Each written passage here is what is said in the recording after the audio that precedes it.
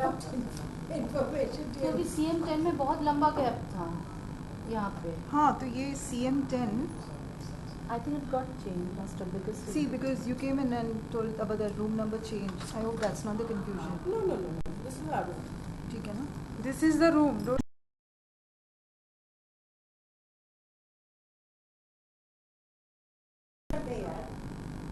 How does it happen?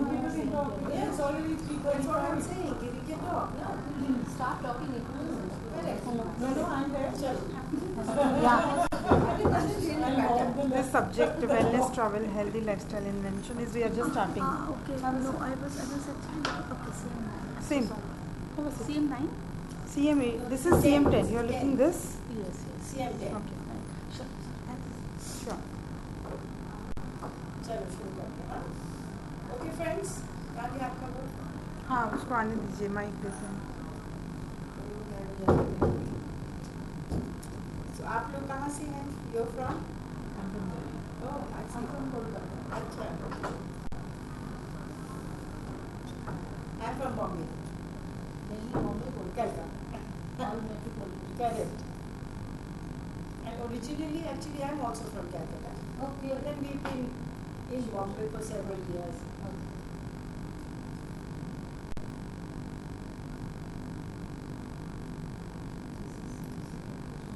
Wellness travel. Wellness, one is health, the other is wellness travel. And the third part of it is, which I can do in any room, demonstration of a therapy that I practice. Which is what the card says, Burma vacuum.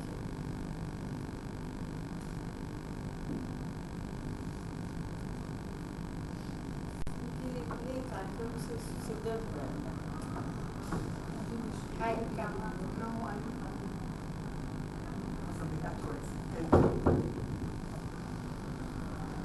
And because of this kind of jiggling and all the maneuvering, people get confused.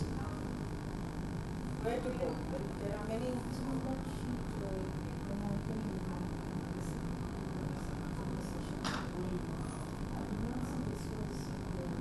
This wasn't messy. No, this was there. It was there. It was there. I have This this. is changed with the pencil. It's there. Ah, so that they keep on doing all the time. That is the big problem here. That's it. Sometimes people don't know where to We go. are perfectly okay. We are all right. We're glad that we're few of us. We can have an interactive session. We can really have it very interactive. And so it's good we take it from here as people join in. Maybe we're much closer to you now on the table, but as people join in, we can go behind.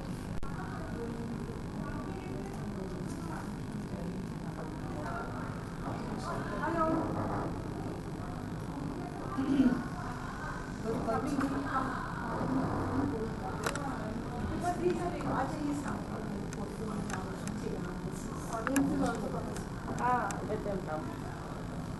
ठीक है.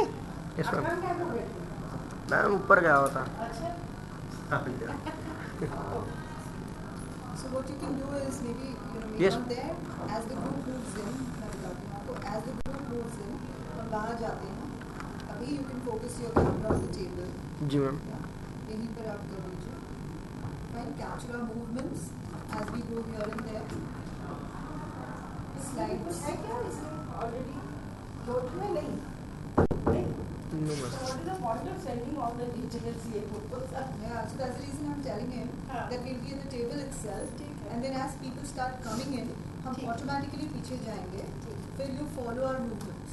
Now you focus If the camera if she's speaking with movements, ji. then you just don't keep it still there and just follow her movements. But we may do that as people start coming in. We may go behind. Go right up. We just start. Hi.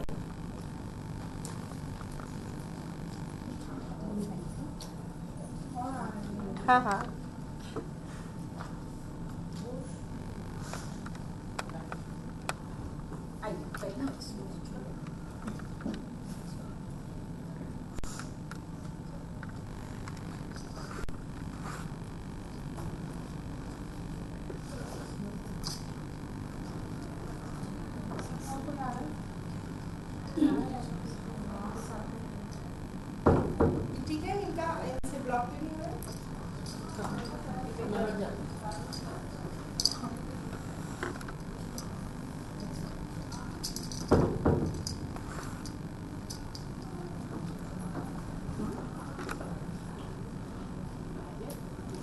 हुआ? Live streaming test कर रहे हैं ma'am, आप लोग का आ रहा है कि नहीं आ रहा है? आप लोग का लाइव स्ट्रीमिंग टेस्ट कर रहा हूँ, आ रहा है? अच्छा, ओके। ओके, चलो, वर्किंग है, है? यूट्यूब पे लाइव हो। ठीक है। गुड इवनिंग फ्रेंड्स, मेरा नाम सुमन श्रीवास्तव है और मैं बॉम्बे से आई हूँ।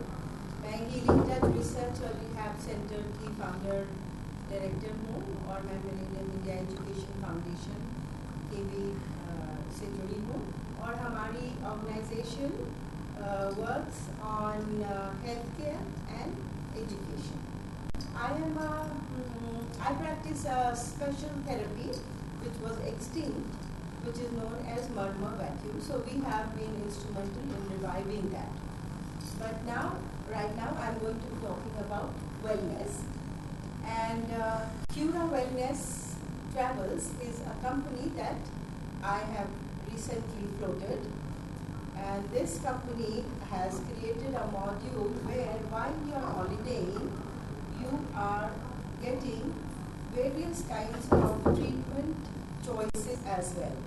For example, supposing you booked a holiday with us for a week or 10 days or 15 days, or you have a group of people with you who would want to go on a holiday, then we itemize this based on your interest and needs. And then we come back to you with our plans, synchronized plans with your needs, where supposing we've got 5 people who are suffering from diabetes, then we create a program where you are getting a detox per day focused on the kind of problems that one could be having.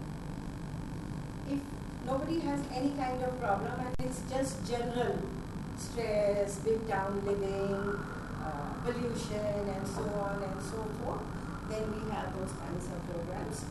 Every day we have several health interventions. Like all of you know, in India we have so many home remedies. But at what point of time food becomes medicine?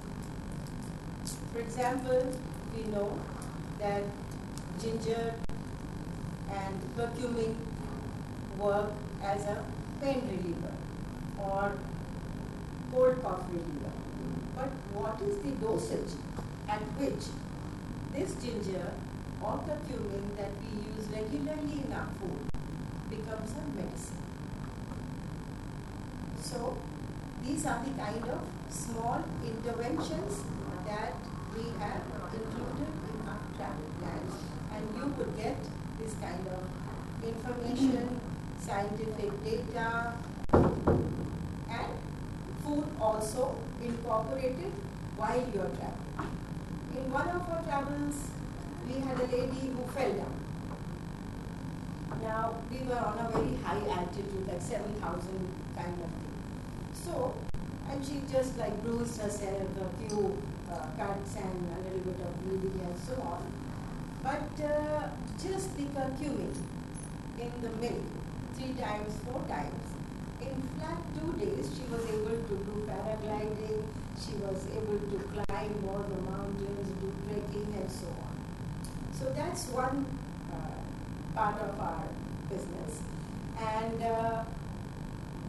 the interesting part here is that we have created a module where we are involving women. Women as our agents for taking this forward. We have not created a strictly commercial model. It's more on the social lines that we are trying to involve women to become tools of connectivity, bringing people in for which they are given a certain kind of percentage that the company has created, and they could be traveling, they could be learning along with it. And the standard ones like yoga, meditation, few exercises are the standard things that I included, but the detox programs are very special. The murmur therapy that we do is very special, rare, and you won't get this anywhere. the beauty of Marma therapy is that in just about a half hour to 45 minutes, it can totally open all your nerves. So that is the magic of Marma. And various kinds of food interventions, combination of food, etc. Every day we have travel session. In our travel session, we have that kind of guidance, and we also have experts traveling with us. So that is one part of it. And in wellness, as you all know, that our body is almost like a universe.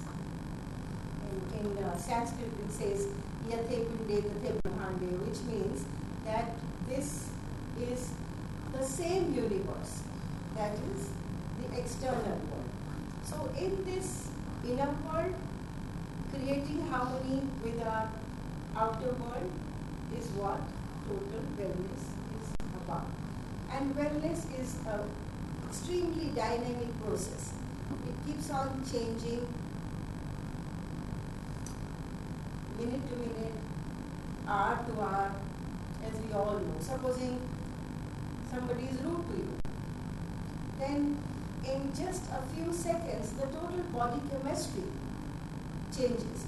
You become irritated, you start producing carbon dioxide, you start retaining carbon dioxide, and your whole body chemistry changes into a different format. And detoxing or changing that becomes a very critical issue, because that level of carbonation will be difficult to remove even if you have Disprin or you have Prosin or any other medication to relieve your headache or irritation or related results. It's not all that simple. So how do we reduce these kinds of reactions to our body? All these topics, issues we cover when we are traveling in our wellness. Another aspect of the wellness travel business is that there are many people who live in extreme climates. Like, for example, Delhi in winters has extreme climate. High altitude has extreme climates, both in winter and in summers.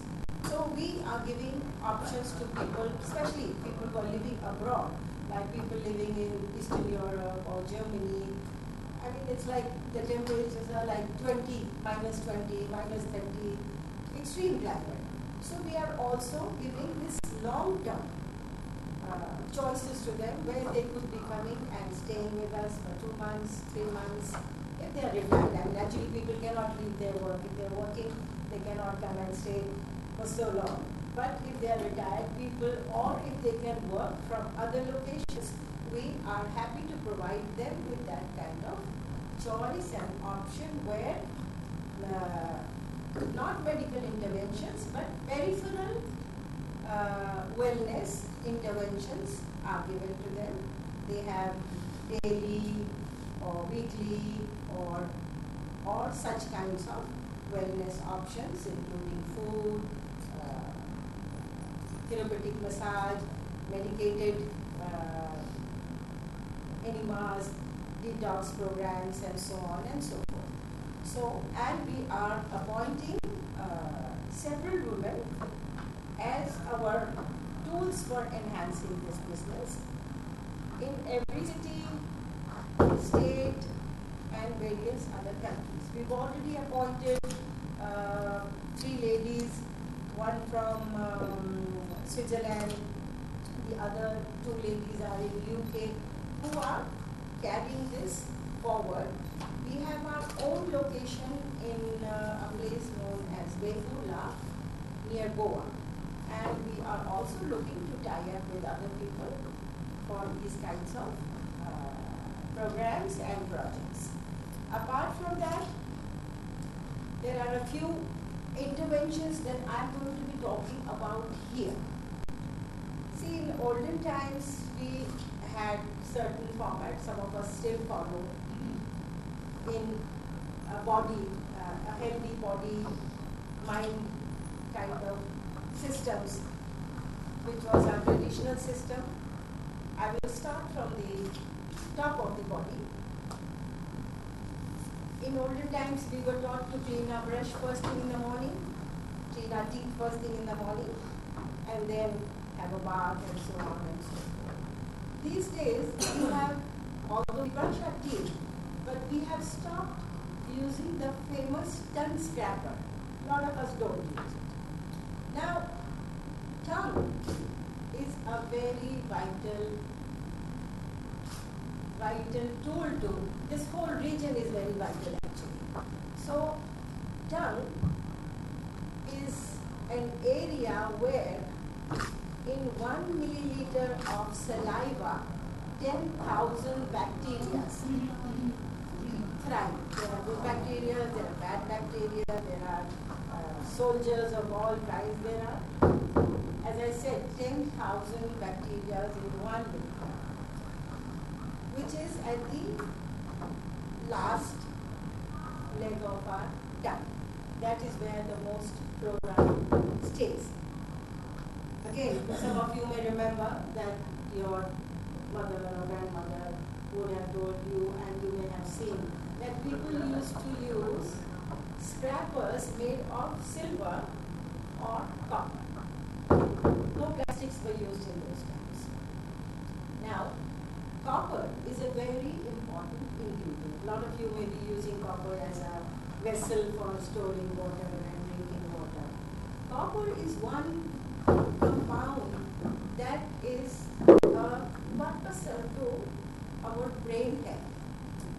The signaling, the neurotransmitters of our brain needs copper. So using a copper tongue scraper is a very healthy choice and option. Many times we see people with very foul smelling mouth. You know, if you're sitting next to them, you feel, oh my God. So that is a very, very critical area. This is also a hospital. In our body, we have 3-4 regions which we call as hospital. So both our palms are like hospitals. Soles of our feet are hospital. Mouth is hospital. Brain is hospital. Then this region, stomach and gut, is a hospital. So similarly, like the tongue, our dental health also is very important. In fact, dental health has become so critical that it has become a parameter for cardiac health. That if you have teeth which are loose or losing tooth, it's an indication that at some point of time one is going to be suffering from cardiac health. In olden times, we didn't have so many people suffering from Alzheimer's, dementia, Parkinson in India. In Western countries, we did see that, but in India, we didn't see that kind of occurrence very common. But now, with modern lifestyle changes, etc., we are seeing those kinds of new diseases emerging. The third point that I would like to mention to you, because we have shortage of time and the whole body is a huge segment, is our gut. Like the mouth and the tongue, our gut bacteria, gut is another brain actually. And as I said, that it is one part of pharmacy which keeps our healthy and processes all our enzymes, proteins and nutrition, and then sends it to the whole body. So keeping our gut clean, healthy is also very critical. And the next would be all the 5 areas that are open, like eyes, ears, nose, mouth, and urinary tract, etc. All these are very important regions from hygiene's point of view. So we should be looking to take care of these regions. And then the body brain. Brain has got its own whole spectrum. It needs potassium, magnesium, selenium, zinc, all these kinds of things. Normally our food was used as medicine. But these days we have so much of pollution, we have contamination, air contamination, water contamination, that the food does not enough as medicine. So therefore, how do we balance out the process of living a fit and healthy life? As many times as a joke, I say if your doctor is Google, you need to have a second opinion, because there is a lot of information on the net, but that information is not knowledge. How to convert information into knowledge, especially in health, is very, very critical aspects. I see a lot of people suffering because they medicate themselves due to the information that is available freely on the net. And that's not a correct thing to do. So we need to be careful, because again, as a joke, it says that if there is a misprint, it could be fatal. So all of us need to understand that we need to go to experts. We need to have scientific and correct knowledge on health-related issues, and have preventive measures, because most of the diseases now are lifestyle-related diseases. Because of the lifestyle that we are using, a lot of mental diseases have come into the mainstream of living. Emotional problems have become very, very compound. It's like everybody is suffering from some kind of emotional problem. We have relationships and equations and time spent with gadgets. But gadgets give us a monologue. But as human beings, we are programmed to have dialogues. So therefore, we should meet with people, we should discuss our issues with people and try and resolve, instead of resolving it with gadgets. Again, I would quote Einstein. Einstein said, too much of technology will produce generations of idiots. So in health, we need to understand that we are interconnected, and the total process of health is a dynamic process. It cannot be isolated, that if I have protein, I'm going to be like this. If I have carbohydrates, I will be like this. If I have complex carbohydrates, I will be like this. These days, that is also becoming a fad. We see people say, I can't have wheat, I can't have gluten. But I don't think nature designed ourselves to have isolated things. Everything that is growing in nature has some kind of harmony with ourselves. And that is why now we see most of the nutritionists saying that have seasonal fruits, seasonal vegetables, live in sync with nature. So therefore, the right thing that I always tell my clients and patients is that try and do whatever your forefathers did. If your grandfather or grandmother was living for 90 years without any disease or minimal disease, what was right that he or she was doing? That becomes very important, because it's the pattern of gene that we are carrying. So we could be having an aberration somewhere, but normally if they were doing things like my grandparents from both sides lived more than 90 years and a disease-free gene pattern. So if I'm not healthy, there's something wrong that I'm doing. So it's not such a complicated system. We make it more complicated by trying to incorporate half information and knowledge. And of course, we have to take in picture the conditions that prevail. Like supposing I'm having contaminated water, then I have to discount those or remove those factors from my life. So, friends, the gist of my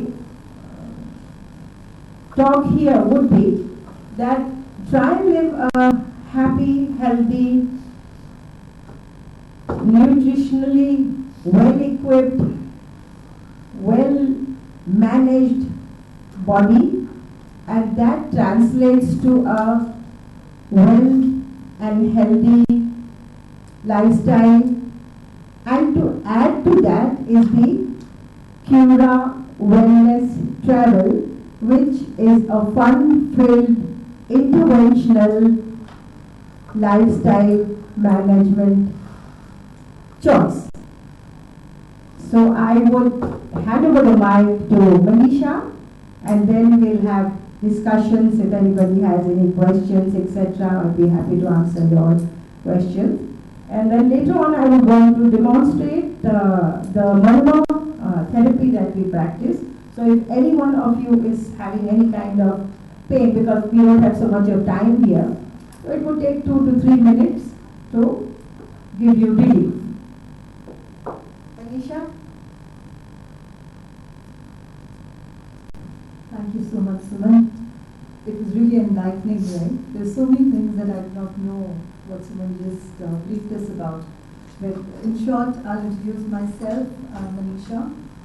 I'm a filmmaker, a corporate trainer, yeah, and I love traveling, and I love to do things with lifestyle.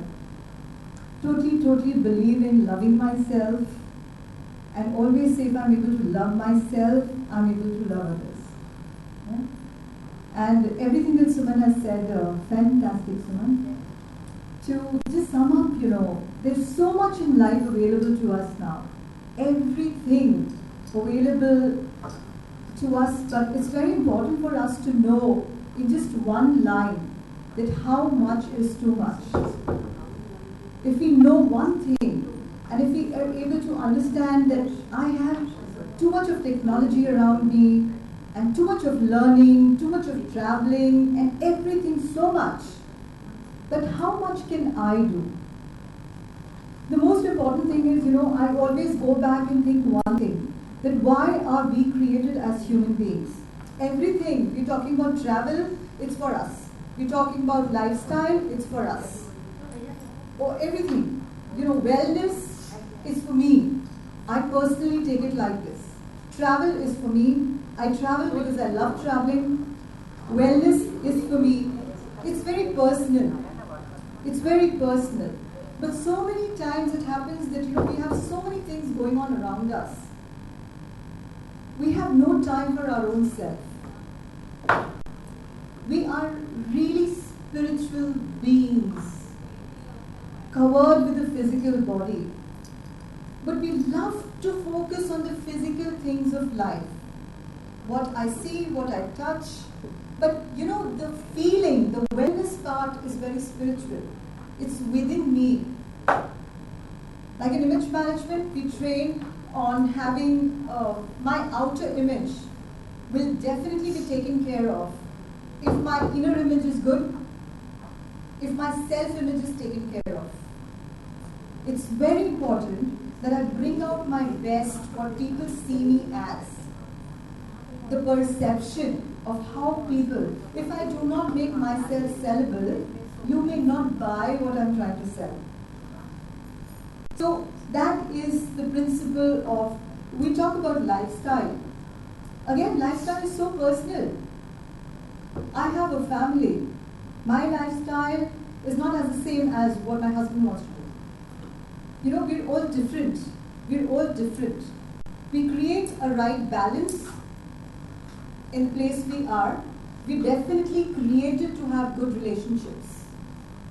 I love the story from the Holy Bible.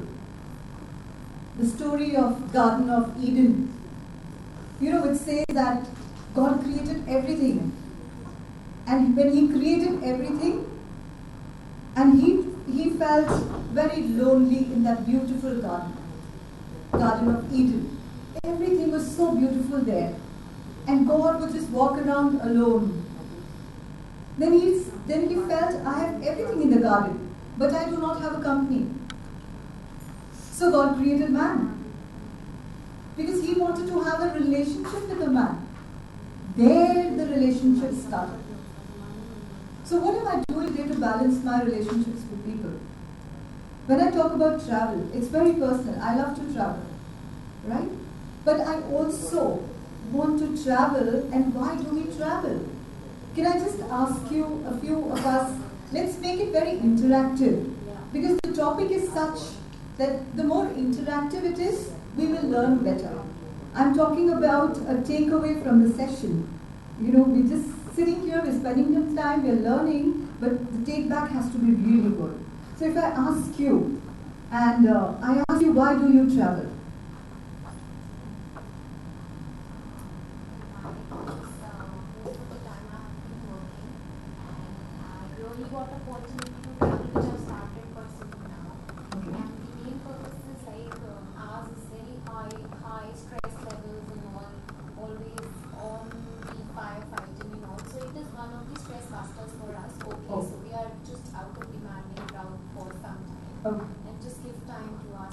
Yes. So she travels because she takes travel as a stress buster. What about us here? Why would you travel? Well, I travel because I like to travel. Hmm. I like to see new places. And there's always so much to learn and grow. Yes. To these people. Yes. Different food. Relationships. Yeah. So it's just about everything, the whole experience. Right. Right. But you? I do love to travel. Mm-hmm. Different places, different cultures, different type of people. Mm-hmm. You get to know. Your visions become broader. Mm-hmm. Yes. And it relaxes. Relaxes. Yes. So Takes you away from the day. Yes. So it's very personal, right? And it's quality time with family and friends, whosoever is my company. Right. Right. I love to travel alone, actually. Mm-hmm. I want to know what is there inside me, Okay. and I want to explore myself. And when I'm alone, Mm-hmm. so I love to travel alone, actually. Oh. Yes. So you're a lone traveler. Yes, I would love to travel. What about you, Mali? Would you like to say something? Thank you for your question. For me personally, I think traveling in the beginning was exploring. Okay. But today I think it's about expanding. Mm-hmm. And expanding my heart, my mind, my understanding, my knowledge. Wow. And when I travel today, I can, as everyone else has said, have this deep feeling of the interconnectedness, but not only between people, but also between the cultures and the story, our history, our common history. Yes. And this feeling of expanding, and not that expanding, but exploring the universe. Wow. What is this? What Yes. is this all about? Yes. Yeah. So we're talking about travel. That's the reason most of the learning does not happen in classrooms, not in the four walls. We're talking about moving out, traveling and learning and exploring ourselves, right? We travel because it's like a stress buster. We have someone who wants to travel alone, break free. I want to really bring one point here. But you know, when we travel, everything is available. Like I started off in the beginning, everything is available to us. The creation is for us. It's for you, it's for me. But how much time do we really spend listening to the birds chirping? You know, they're singing a song for us. They're singing a song for us that we will break free from the stress. You know what? I believe this time for travel. I don't like to meet people. I would like to stay with myself, be attached to the nature. That is what I'm doing. Yes. And that is Yes. the reason I want to travel alone. Because Right. I don't have to, be with someone. And I try to explore such places which are not very, very commercial. in our travel, our locations are such that even when you're with people, there's so much of nature. There's so much of nature, the swaying palms or the gurgling water. Now, even if you're with 20, 30, 40 people, that sound relates to everybody individually. It's the inner you and the outer nature which is coordinating somewhere individually for everybody, So beautiful. So we're talking about rest. Today I may think of traveling, I may go to the most beautiful places in the world. But if I'm not at rest within myself, I may not enjoy a Switzerland, let me tell you. If I travel tonight and I'm so tired, emotionally I'm carrying a baggage with me, I may spend everything that I have, but I may still not enjoy it. So it's very important that we sit back, spend some time with our own self. Come out of everything we do. Or a cup of coffee, gather ourselves up. Sit back and really think what I really need to do. Maybe there's a time you want to travel with your family, but there could be times when you want to travel alone. It's like searching your inner self. Searching yourself as a person is very important. When we do not get time, we live a very busy life. In a city like Bombay, we're doing so many things at the same time together, multitasking, working, we have workloads. What's happening is there is no time for myself. Can I share something? Yes, please. Maybe it will be helpful to share my experience. When I was a kid, I used to think I'll grow up as a truck driver because I used to be very, motivated by looking how he's living his life every day. He's eating at dhabas, not eating the same food, same place every time, and he keeps on traveling on the go, on the road. But then I realized that's not very reputable or good thing to do because my parents have encouraged me to do that. But then when I was in my college, I used to, think, okay, I want to travel in planes and then I'll have breakfast in one city, lunch in second city. That was something which was very inspiring for me when travel comes in. And I actually traveled that kind of life where I was having breakfast in one country and dinner in another country. So you fulfilled your... Yeah, I fulfilled all my dreams. I traveled around 20-25 countries so far and worked there, stayed there, and also did my travel. Now when I feel why I travel, it is no more like you said, right? It was initially for exploring and finding new. Later it became connecting with nature because there was so much of stress, corporate stress, professional stress that I wanted to really just laid back, kind of go and do nothing. It was not about sightseeing. It was not about doing something. It was actually about not doing anything. Yes. And now I feel I don't have a need to travel. Mm-hmm. I've come to that stage actually where I'm sitting in my balcony and I can hear the birds chirping and they're singing a song for me and I keep posting those Facebook and everyone likes it because they just look like on a vacation or what might be having my balcony at my home. Amazing.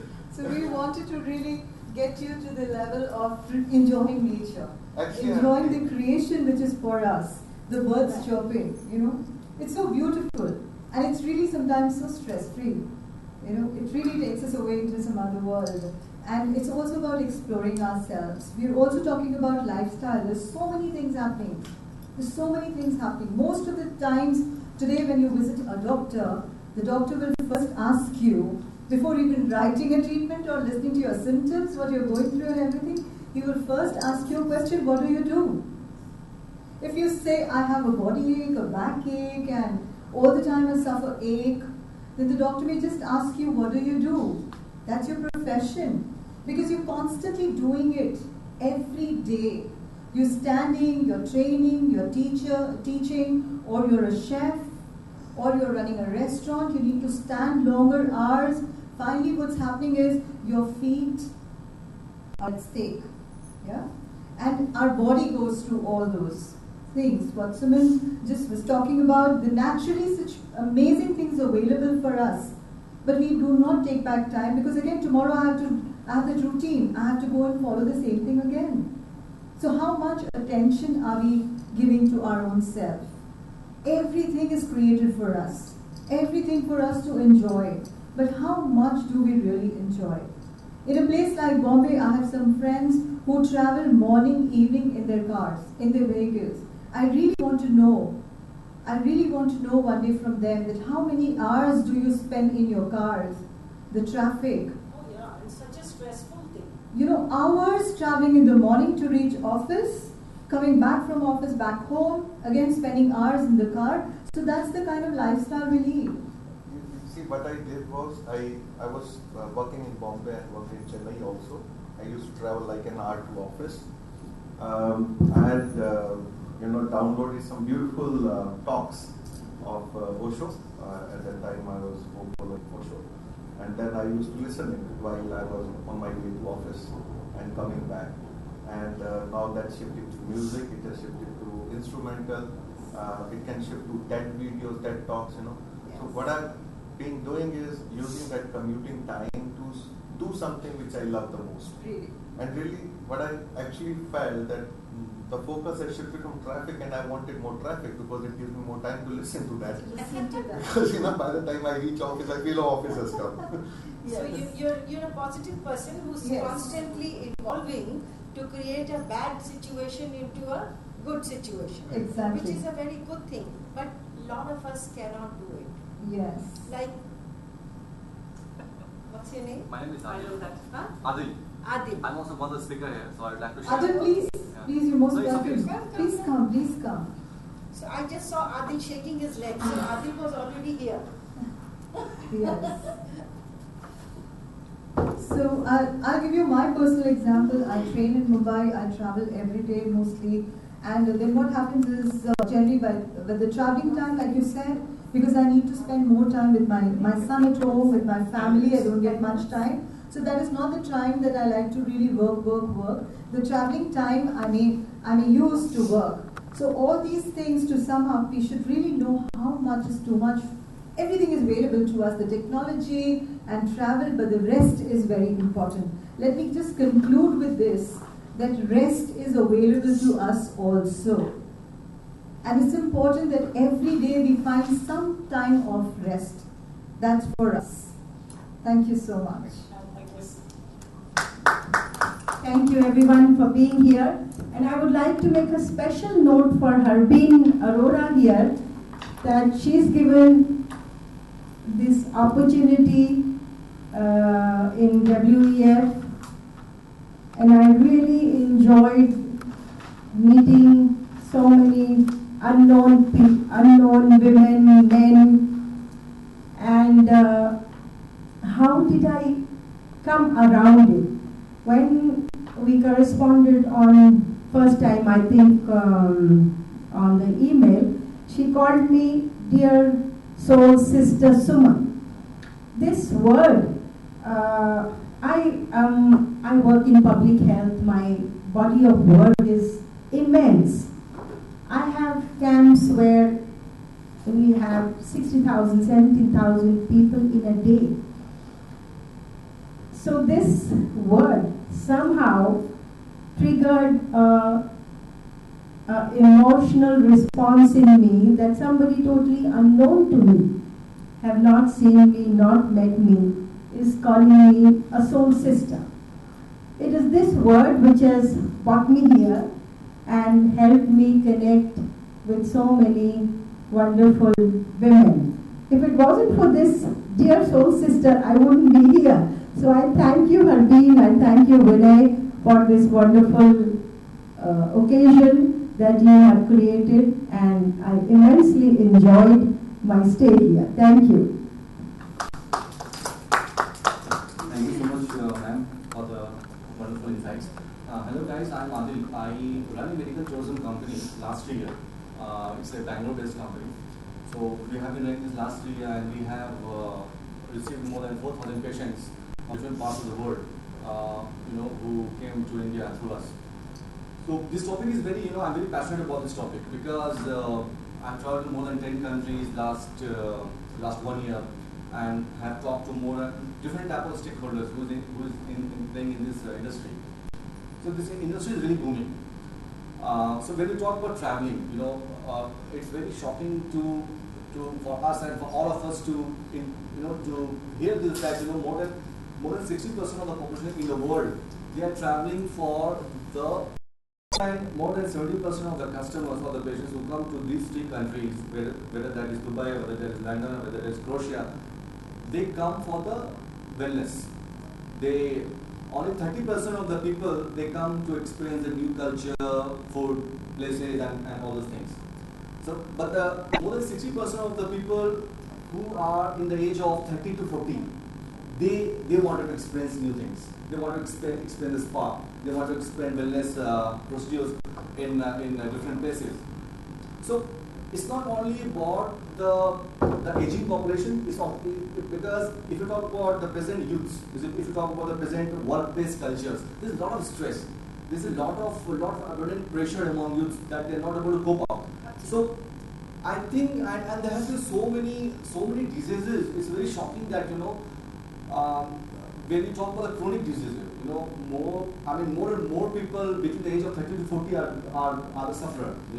The time has changed. When people have crossed 50 years, when the people have crossed 60 years, then they will suffer from chronic diseases or heart diseases or diabetes. But no, actually, it's very shocking for all of us. These people are suffering again due to lifestyle that we are leading. Right. I completely agree with you. So I think there is something that is changing in not only in context with the Indian industry, but the global whole wellness industry, where most of the people in the youth, they're trying to go to different places for the wellness or spa or any other kind of procedures. So one of the most important reasons what we have concluded is that apart from because people nowadays have a lot of pressure, they have a lot of tension in the personal life, in the professional life. But one of the most important reasons what we have done research with more than 10,000 people last 2 years is that the workplace stress is much more beyond the personal level. So that is rising at an alarming rate. So what is the solution? So we talk about the wellness procedures, and we talk about a lot of other procedures which is in India. There are new spas coming up every day actually, and people are seeing it as a big industry. We can make a lot of money and we can have a lot of customers. But as part of that, more and more people are dying because of the chronic diseases And stress and stress. So what we are doing right now, as a company, we are building an online global medical tourism marketplace.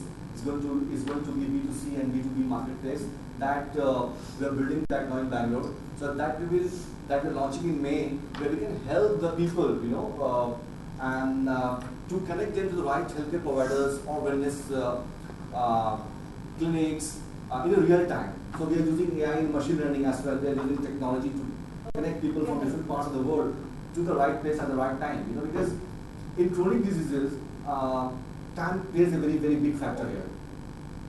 So it's not only about the Indian market. It's not only about a lot of people in India suffering from cardiovascular diseases or any chronic diseases or infectious diseases. It's more prevailing in other parts of the world. Where people. I'm coming to you. It's all about the lifestyle at the end of the day. So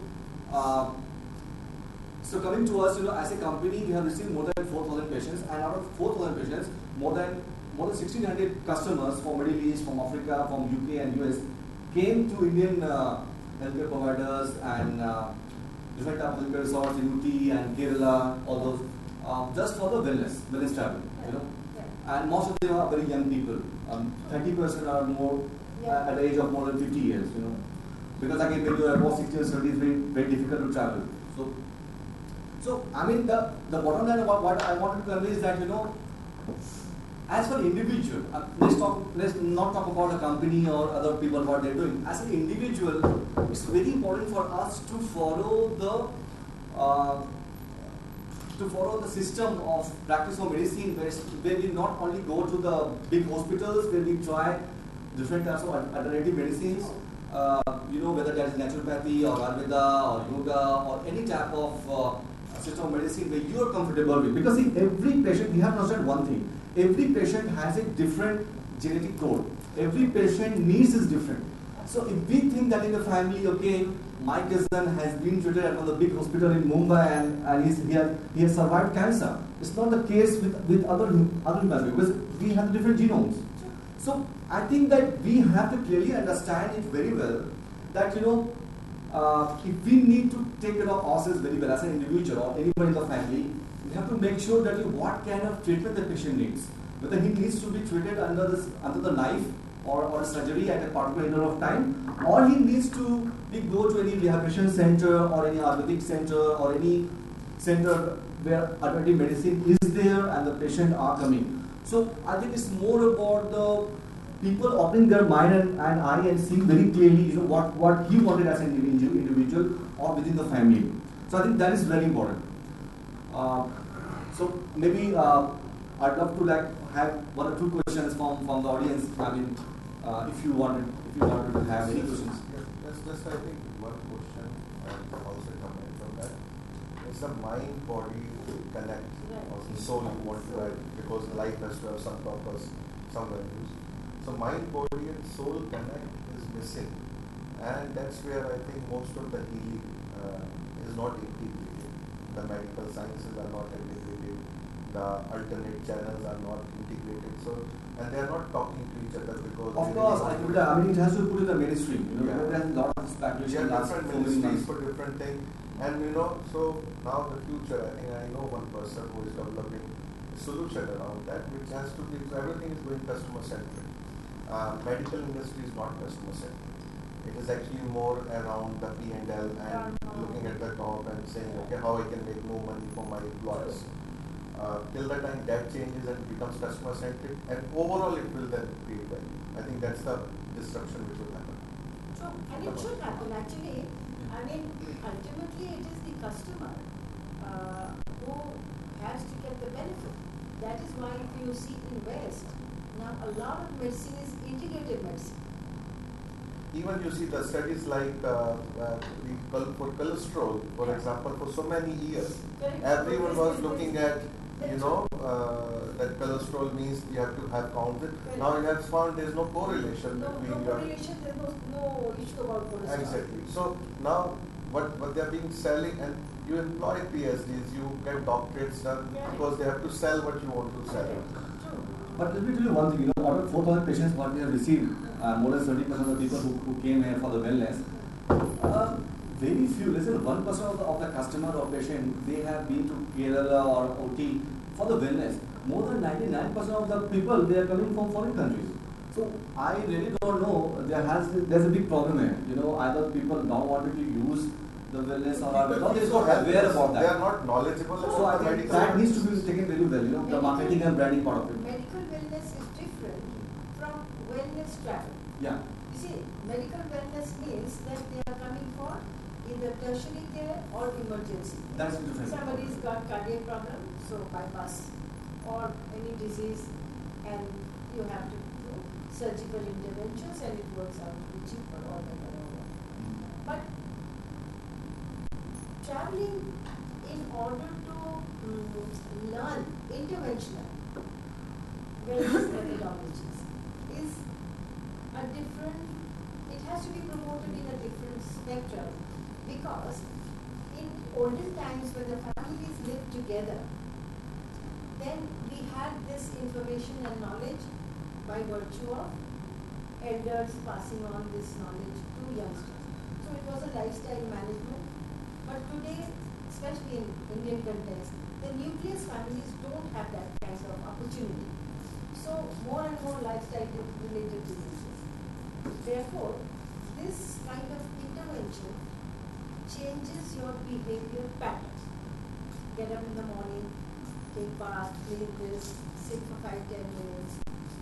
Don't have black coffee, or don't have 10 cups of tea. This kind of interventional behavior gradually changes you. When you see good results, when you see, oh, I got up in the morning and I'm fresh, I'm ready to go to work, not feeling lethargic and this and that.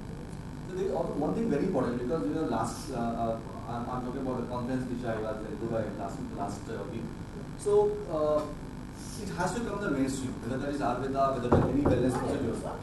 People are talking about it right now, so I think that most of the people who are sick or who are ill, they first of all they think about going to any super specialty hospital because that has been happening last 50 to 60 years or let's say 100 years. And Ayurveda is very old, but the time has come when it was vanished from the market. So now people should think the Ayurveda or any alternative system of medicine as a first treatment rather than going to any super specialty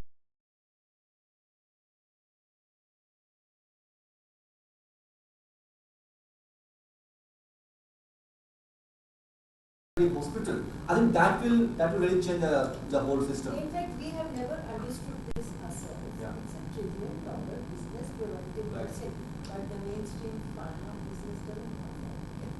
So I mean, it's all about the business at the end of the day. So Yeah. I really got you.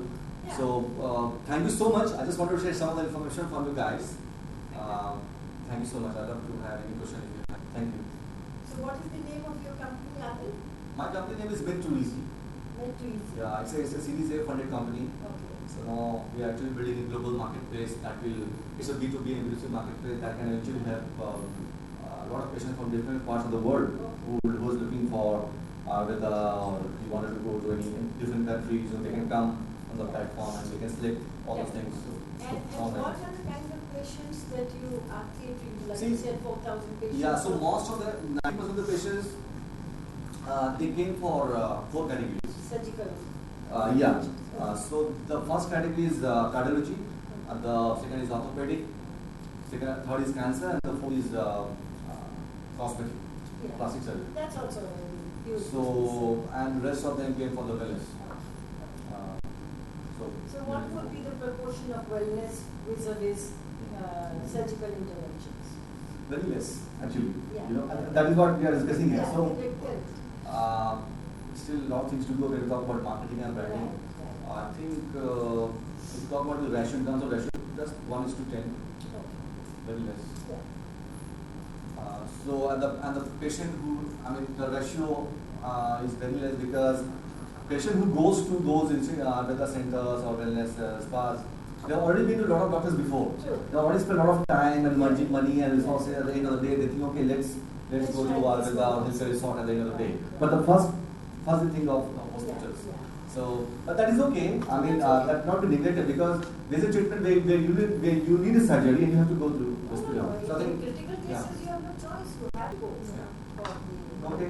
Thank you so much. Thank you so much, guys. Thank you.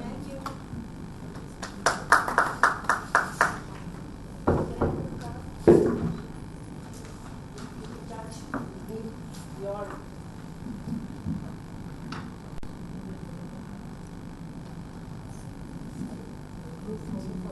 Speakers.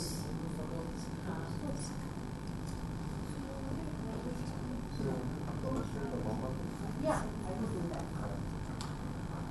I have to search somebody. किसके बदन में बहुत दर्द हो रहा है गर्दन में वहाँ मीडिया रूम से बुला के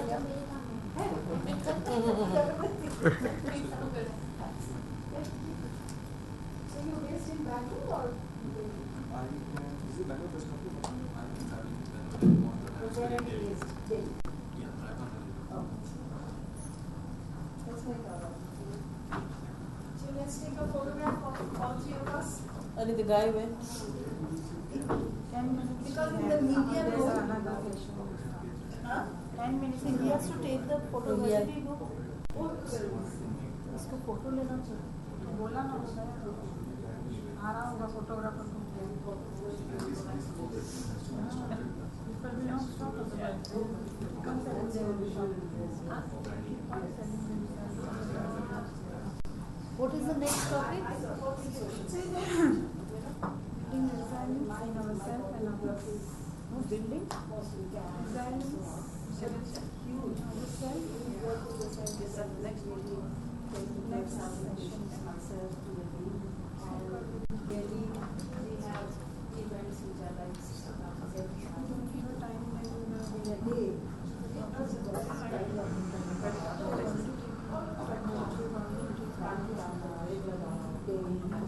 So that is how we believe that if people come to us, travel with us, and they say that we want something to help us. That's how we keep busy.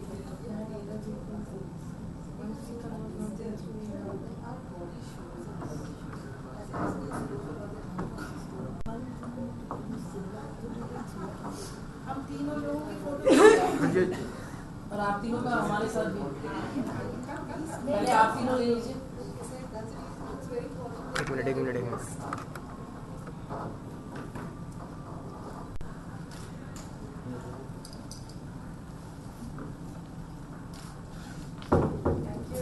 Let us take a group photo.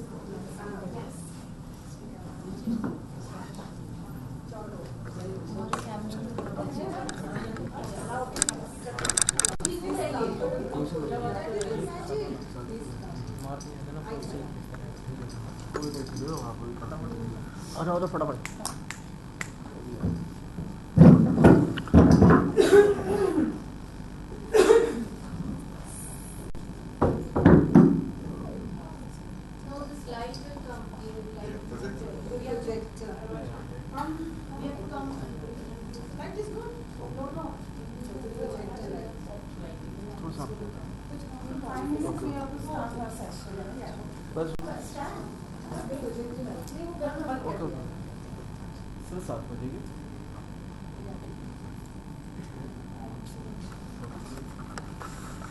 No.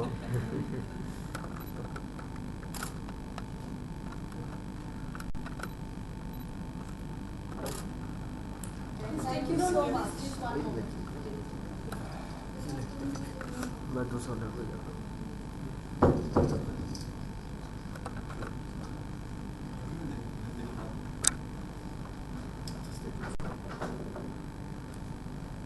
You can also come in. Please come in. Sure.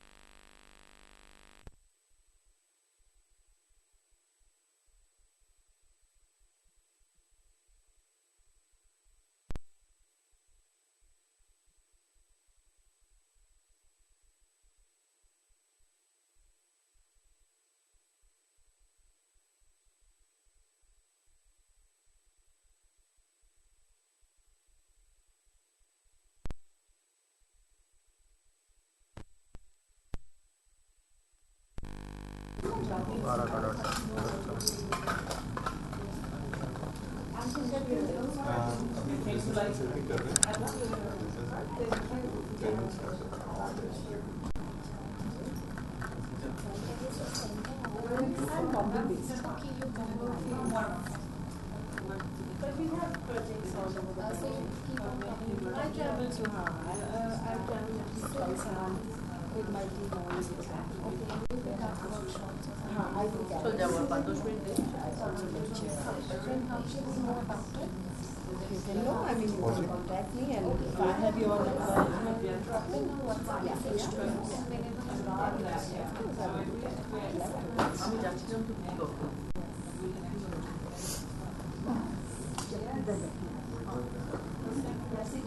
Thank you. Yes.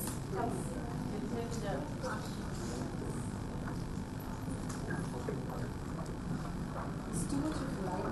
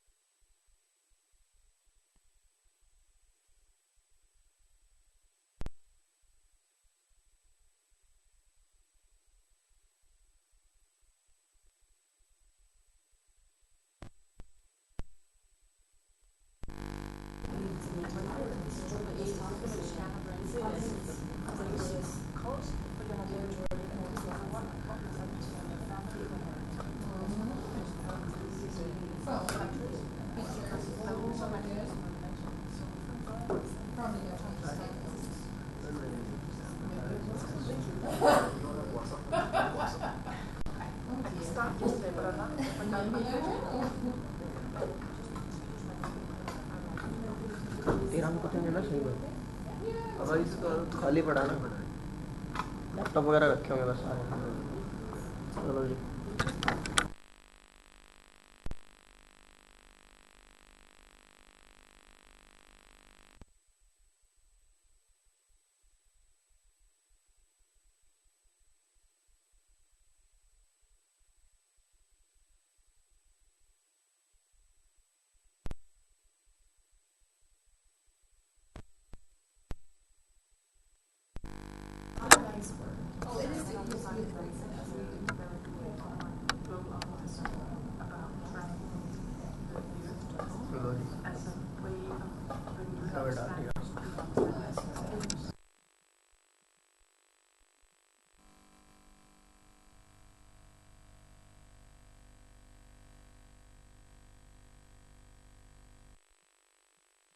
Light जलती रहती है video जब बनती है ओ जब पूरा hall खाली हो जाता है तब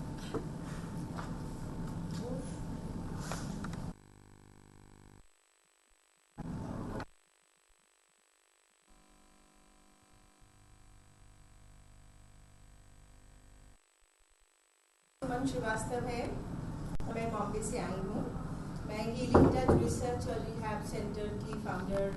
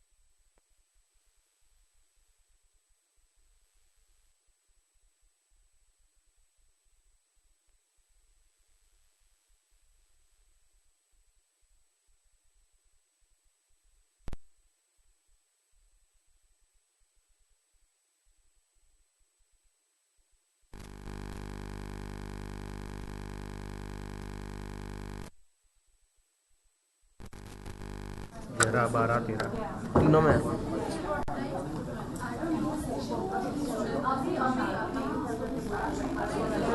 13 में तो नहीं है, 13 में तो खाली बता रहे हैं कि ये वो क्या आए थे ना फोटो वाले, मेरा वहाँ तो बिल्कुल खाली पड़ा, कोई है नहीं। तो कभी जाता नहीं होता यार, 4:45 से है, कब तक तो पहुँच जाना चाहिए इन सबको। 12 में है, कैमरा का जुगाड़ करवाते हैं, रुको फिर।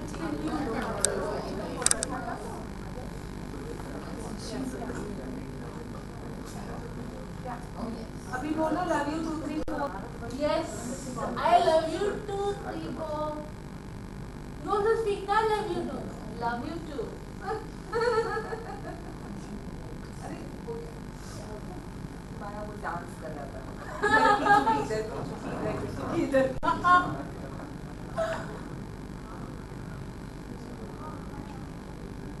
ठीक है।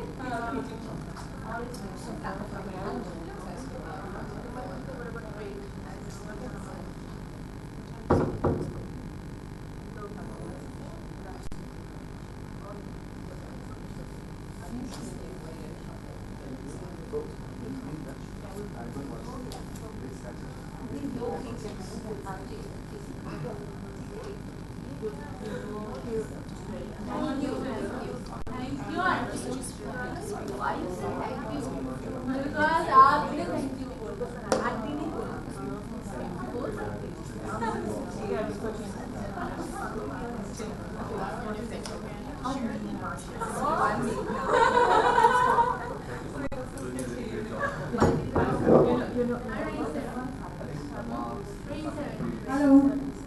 Excuse me. We are starting a session. So please take your seat.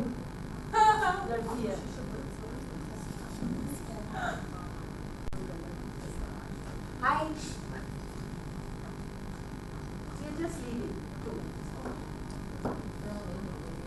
Please start. Please start.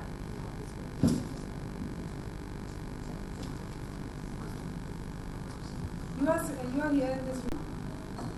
It's for 1 hour. Because I need to inform Neha. Have you informed? You have informed? Yeah. I'm here only. No. You have come right now, so I'm asking you just inform Neha also. But I'm here. I will put a message. Put a message that we was having this thing. But nobody was here now, so she was asking. And she only told us to go to CMC. But you were there no, at that time. Anyways, it's too confusing going from one end to another end, running from one room to another since morning, yes. And reporting this way is like babyish. I'm not a kid.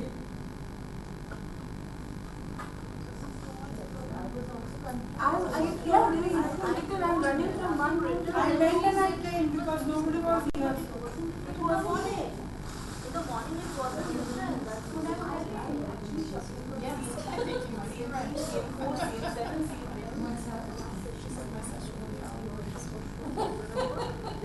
Sorry.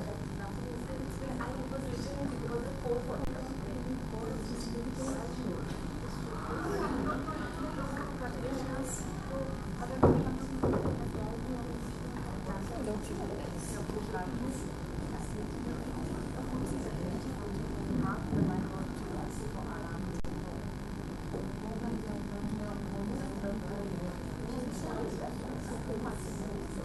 Good afternoon, everyone. My name is Danielle Timmons, and today we're going to talk about resilience. I'll introduce myself a little bit and who I am and what I do. We are a tour operator company in Canada, so we have 60 to 70 cruise ships who visit St. John every year, and we take most of the guests from most of the ships on tour around our area. And so that's the other side of our business, is we teach and train tour guides and tour operators around the world to do what we do and to improve their level of excellence. So today we're going to talk about building our resilience in ourselves and others. So I'd like to ask first, what do you think resilience is? What does resilience mean to you? Anyone want to? Brenda? Overcoming obstacles and doing whatever needs to be done in spite of the difficulties that might come in front of you. Yes, very much so. Anyone else? What does resilience mean to you? I think it, I'm more looking forward to an emotional resilience side of, side of perspective, how to not be pulled back or pulled down. Pulled down, absolutely. Very good.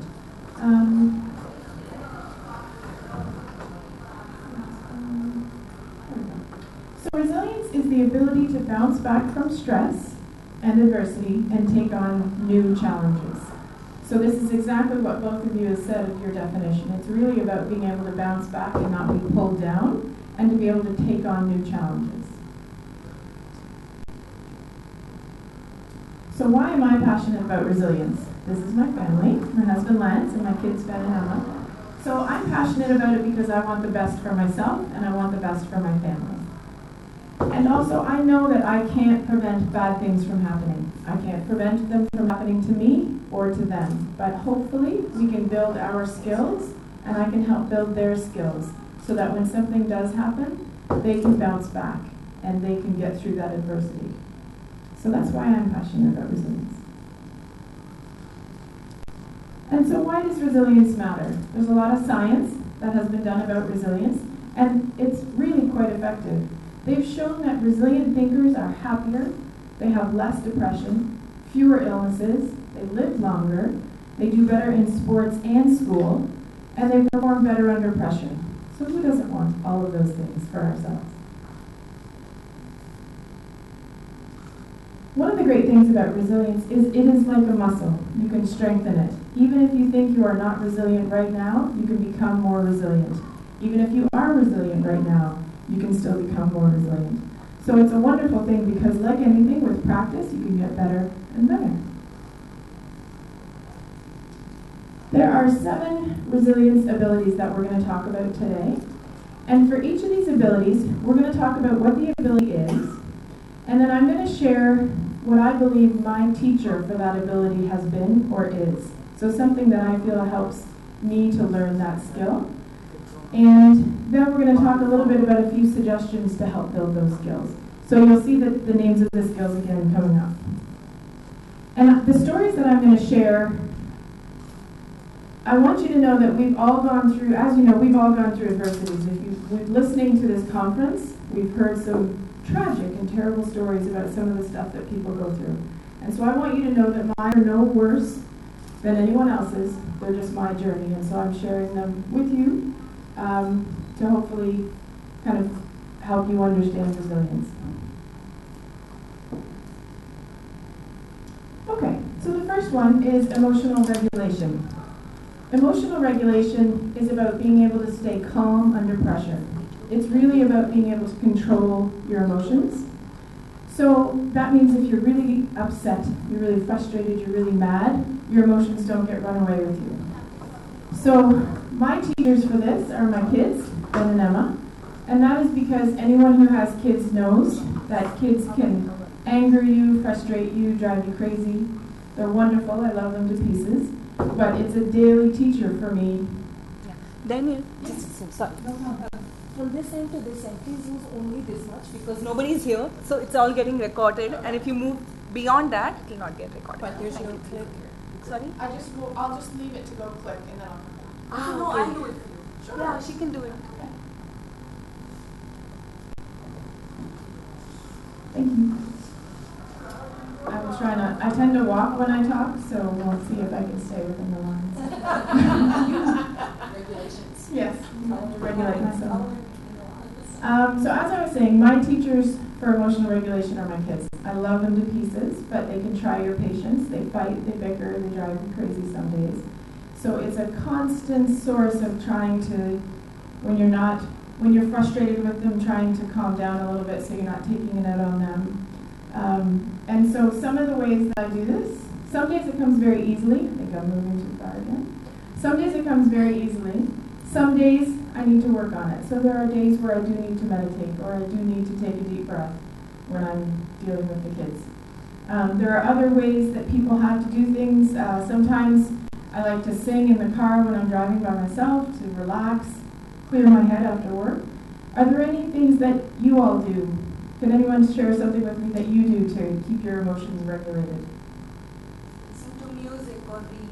Yes, very good. I actually have gone through a lot of this gamut, but a lot of things actually, triggered things to some comfort reading, to based on how exactly you are feeling, watching your, watching your sensations. There can be a number of things. Yes. Take a nap. Take a nap. That sounds good. Going for a walk. Yes, very good. Yes. And so there are lots of ways you can do it, including meditation and going for a walk and music and reading, and lots of ways to just kind of calm yourself and regulate those emotions. Thank you. The second one is impulse control. Impulse control is about controlling your behaviors. It is about the ability to stop and choose when and what you're going to do, instead of just doing it as soon as you think of it and as soon as you want. So my teacher for this, as you can see, that is me on my kitchen counter when I was 7. That's where my mom used, that's my mom right here in the blue with the blue shawl. This is where she used to wash my hair. So when I was 7, I was crossing the road and I got hit by a transport truck. And so I broke my hip in 6 places, and I had 2 surgeries, and I had a full body cast for 2 months. And I was out of school for 4 months, and I was very bored. There was no internet back then, there were no iPads. We had books, conversation. So this, I think, really helped to teach me impulse control little by little every day. Because every day, what did I want to do? I wanted to stand up, I wanted to go play, I wanted to go to school, I wanted to be outside, I wanted to do fun things. I did not want to be doing this. So little by little, it taught me I have these things I want, I can't have them right now, I'm going to make the most of what I have. And so it really helped to teach me how to control not getting what I want when I want it. And so one of the ways that I would suggest, if you have that, if that's a skill that you want to improve, one of the ways that I would suggest is choosing something that you want, either to do or to buy or to have, and then not getting it right away. Set yourself a time. Maybe you're going to make that choice that that's something you're going to do, but you're going to wait a month or a week or a day, sometimes, depends. And that can help you to kind of build that skill of impulse control. So, impulse control comes easier to some than others. Just going to take a sip of water here.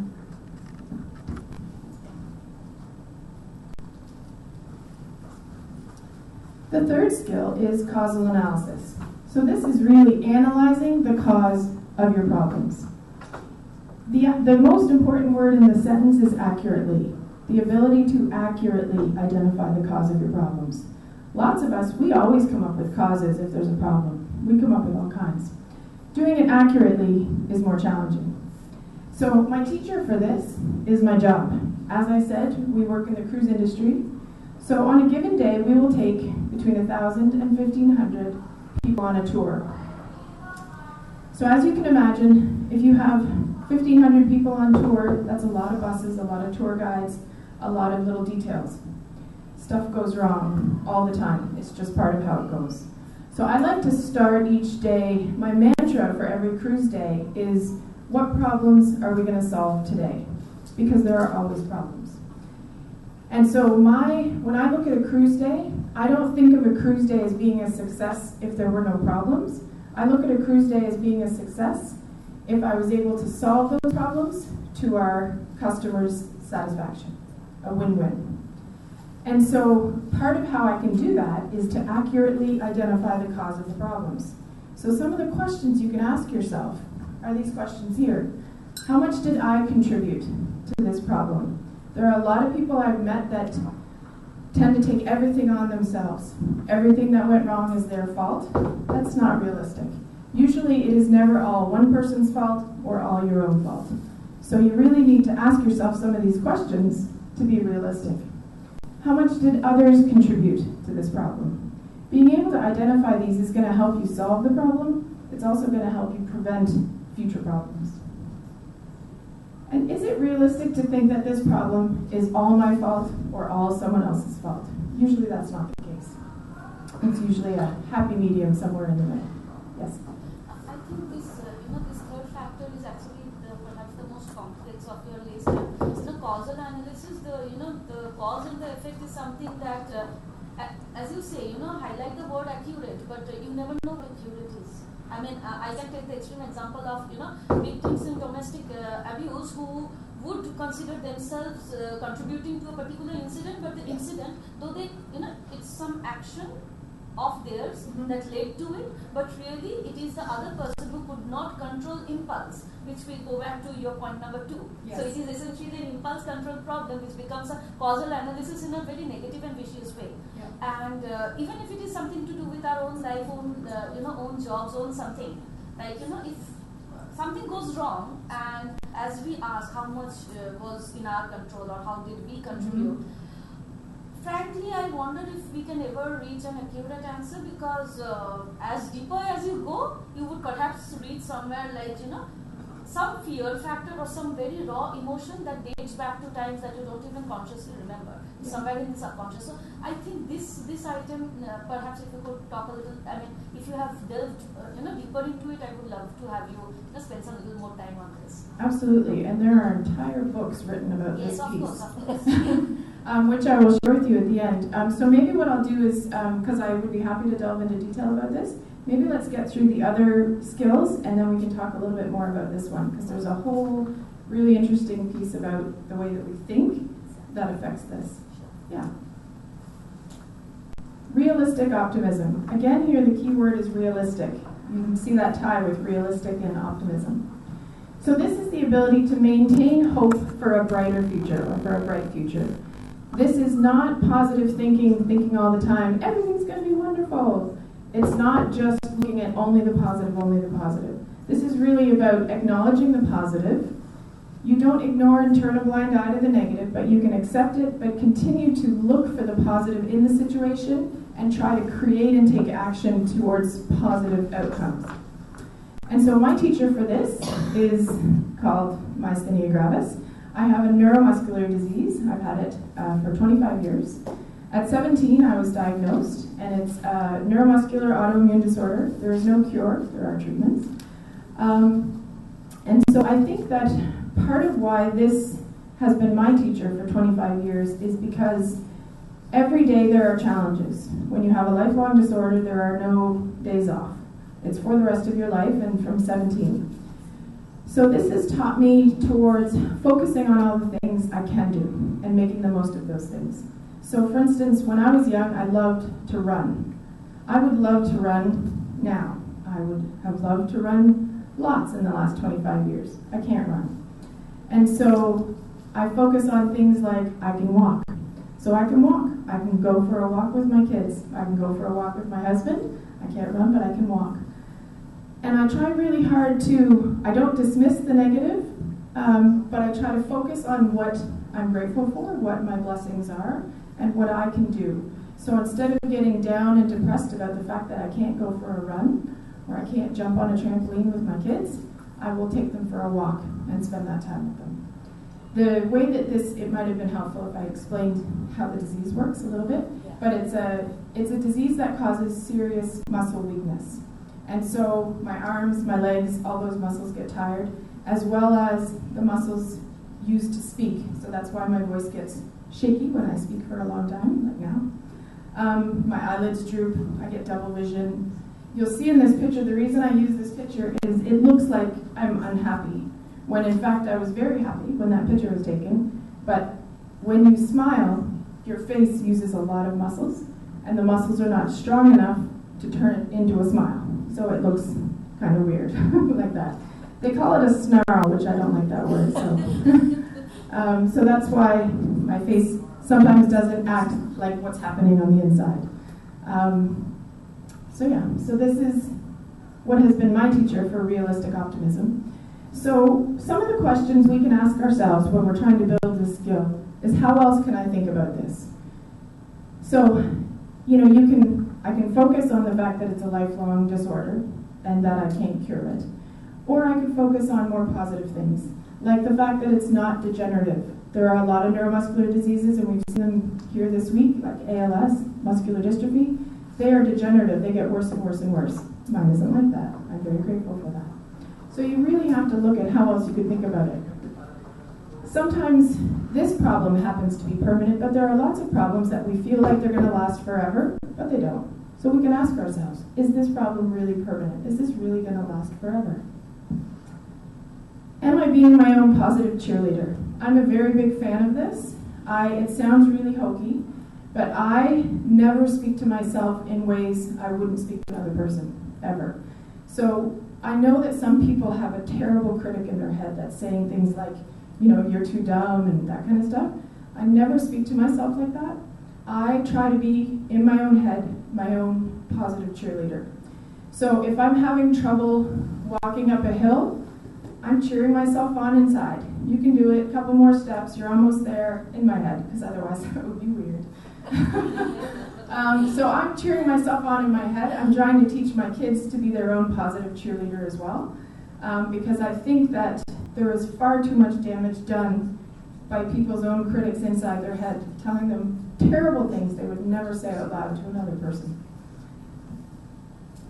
And what is something I did well in this situation? We all have situations where we either think we did terribly or we think we maybe didn't do a great job. But I really like to, if you're feeling down about a particular situation or how something went, I really like to focus on, okay, what is one thing I did well? What is something I think I really did well in this situation? Obviously, you always want to learn from your mistakes, do better than last time.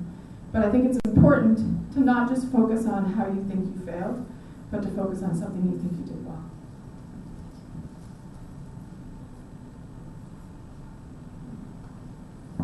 Thank you. My voice doesn't love to talk for a long time. Empathy for others. So this skill is about understanding the feelings and the needs of others. This is about walking in another person's shoes, trying to understand what other people are going through. My teacher for this is where I volunteer. So I volunteer for a place called Bobby's Hospice.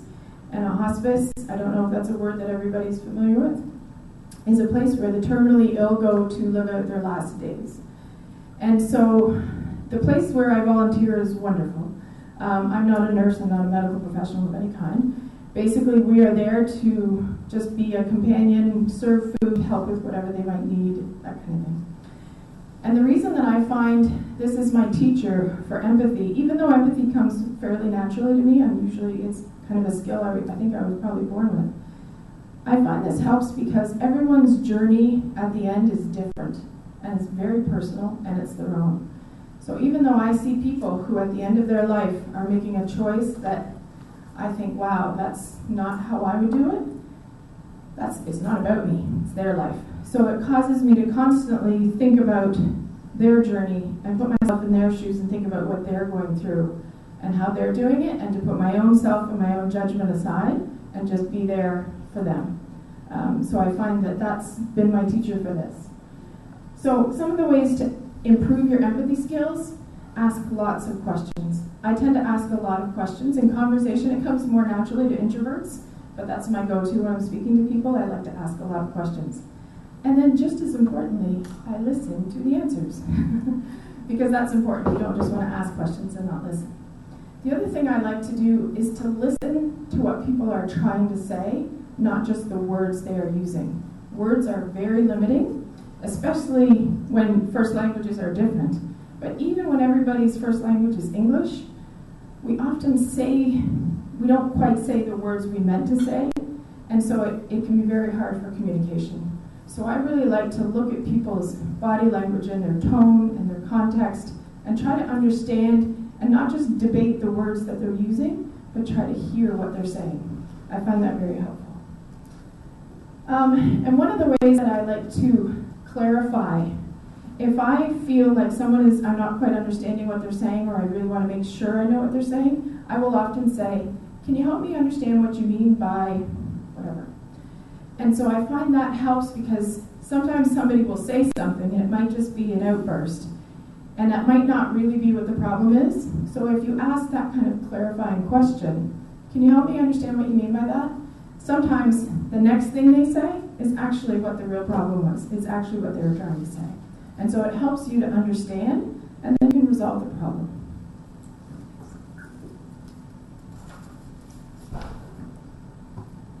I'm sharing a lot today, which is funny for an introvert. I don't usually share all that much. The sixth ability is believing in your own competence. This is your belief that you can tackle the problems that are going to be thrown at you. You can solve your problems. This is your faith in yourself and your ability to solve those problems. So my teacher for this is my marriage. My husband and I have been together for 23 years, and like most new couples when we were young, I'm sure just like everybody, we thought we would be the happiest, most in love couple you've ever heard of, and nobody has ever been this in love before, and all that stuff. And especially I find in our generation and our culture, the other part of that is, and if it doesn't work out, we'll just get divorced. And so about 15 years ago, we had some challenges in our marriage. And we didn't know if we wanted to continue, and if we were going to continue. And so after some great counseling and a lot of work, we decided that we do want to be together. We are going to stay together. And one of the things we did was commit to a different mindset. We committed that no matter what, there is no more giving up on the marriage. So if one of us is unhappy, if things are not going well, the only answer is try to fix it. The only answer is find a solution. And sometimes the first solution doesn't work, and sometimes the second solution doesn't work. And so you have to keep trying. The point is to not give up, to keep going. And I think we need to apply that to more things in our life. If there's a problem, giving up is not an answer. You keep going, because eventually you will find a solution. Because we knew that our marriage had all the right foundation things, love, friendship, trust, all that great stuff. But sometimes life gets in the way. And sometimes it's not that easy, especially with kids and everything else. So for us, it was really about committing that there is no giving up ever. We both know we want this, and so this is how we're going to solve it. And even if we have to try 17 different things, we're going to keep working on it. And so over the years, when little things come up or bigger things come up, that's what we've done, and it really works. So I think that if we can do that with our own problems, that attitude of, I can solve this, I just haven't figured out the right solution yet, keep working on it, it really does work. Ability number 7, Mom had big eyes, she didn't know her picture was going to be on here, is reaching out. So this is being realistic about how much we can cope with and asking for help. Is there anybody here who maybe takes on a little too much sometimes? Says yes to too many things? And how many of you find it hard to ask for help? I find it really hard to ask for help. So my teacher in this is my mom. She's wonderful. She is an internal optimist. I rarely met people as positive and optimistic as her. It just comes to her naturally. She believes absolutely anything is possible. She's so positive that I think people wouldn't even realize she has gone through adversities because she's just so happy and positive about everything all the time. You just think her whole life has been unicorns and rainbows. But like a good mom, she's always looking out for me. And so she'll be the first to step in and say, I think you're taking on too much. I think you need help. I think you need and that's good. You need somebody to tell you that sometimes. Because sometimes as women especially, I find we will push and push and push and try to do everything and try to be to everyone what they need. So it's really important that we can start to recognize when we are taking on too much, where our limit is, and then being able to reach out for help.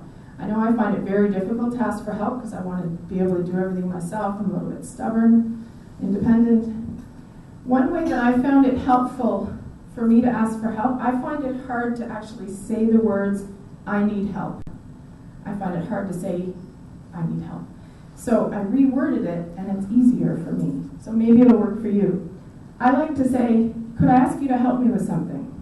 Because technically you're not actually asking for help, you're asking if you can ask for help. So I don't know, it's some kind of brain trick, but it actually works for me.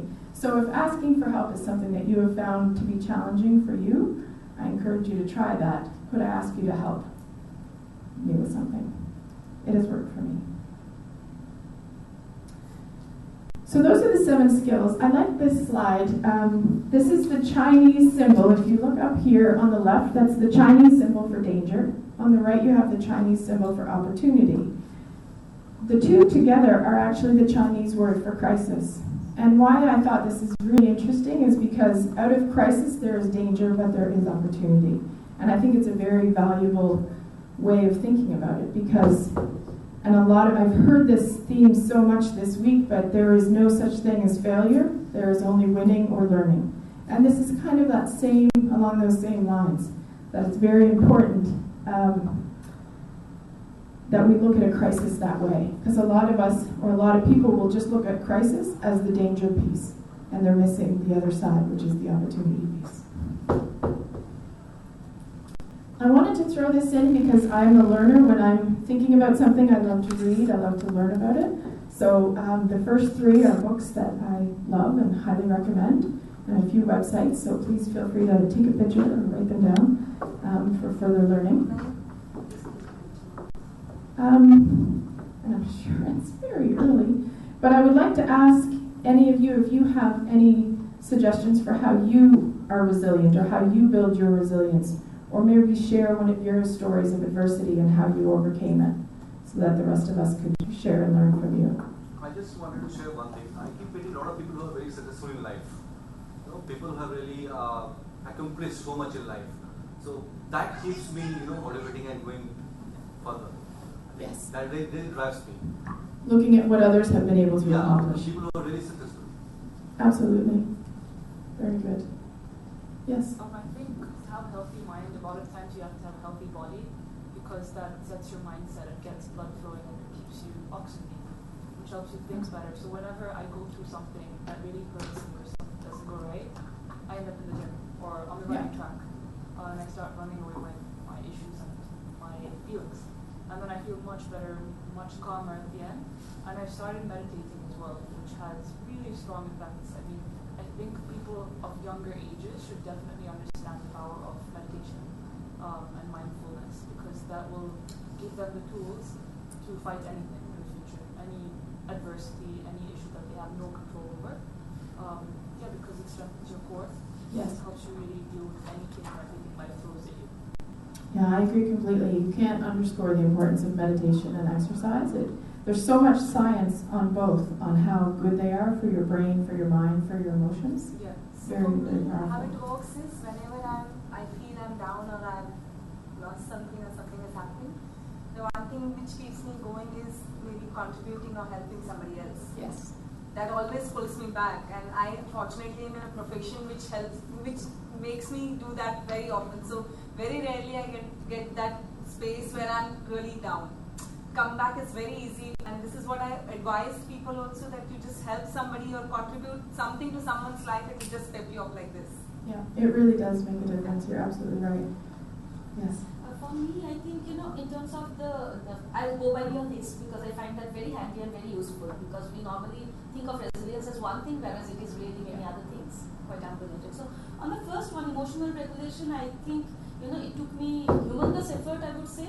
Quite a few years went into learning all of those things, so I was quite unwell. There's a whole lot of stories, and then finally, again, apart from a few emotional first aid kind of thing, as to, if you cannot do a heavy task, just get up and fold your clothes maybe, One small step at a time, to obviously meditation and watching your own emotion sensation. So I have, so on the emotional regulation bit, I think I sort of am in a more safe place than where I was.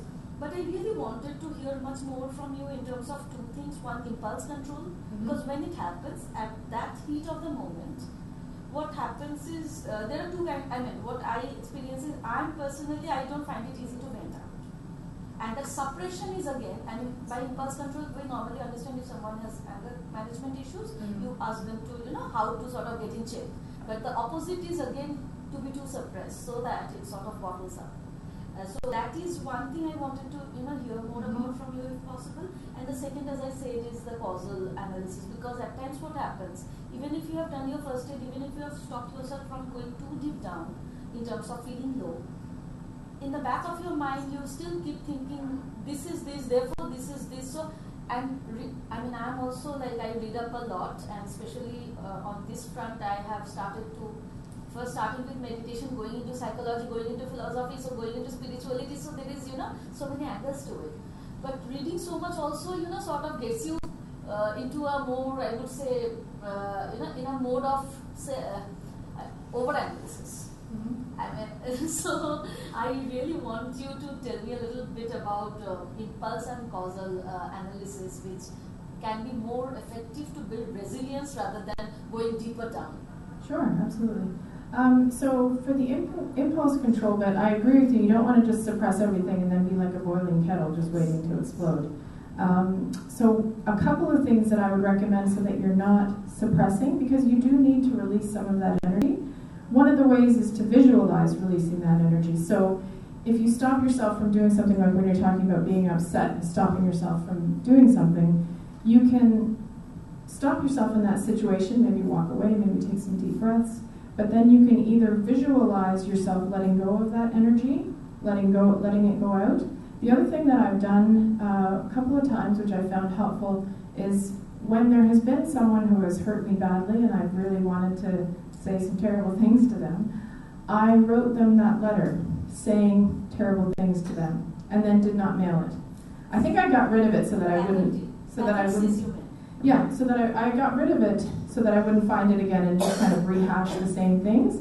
But I found it very helpful, especially because Canadians, we tend to be very polite as well. And so I put in that letter things I would never say aloud to another person, but things that I really wanted to say to this person.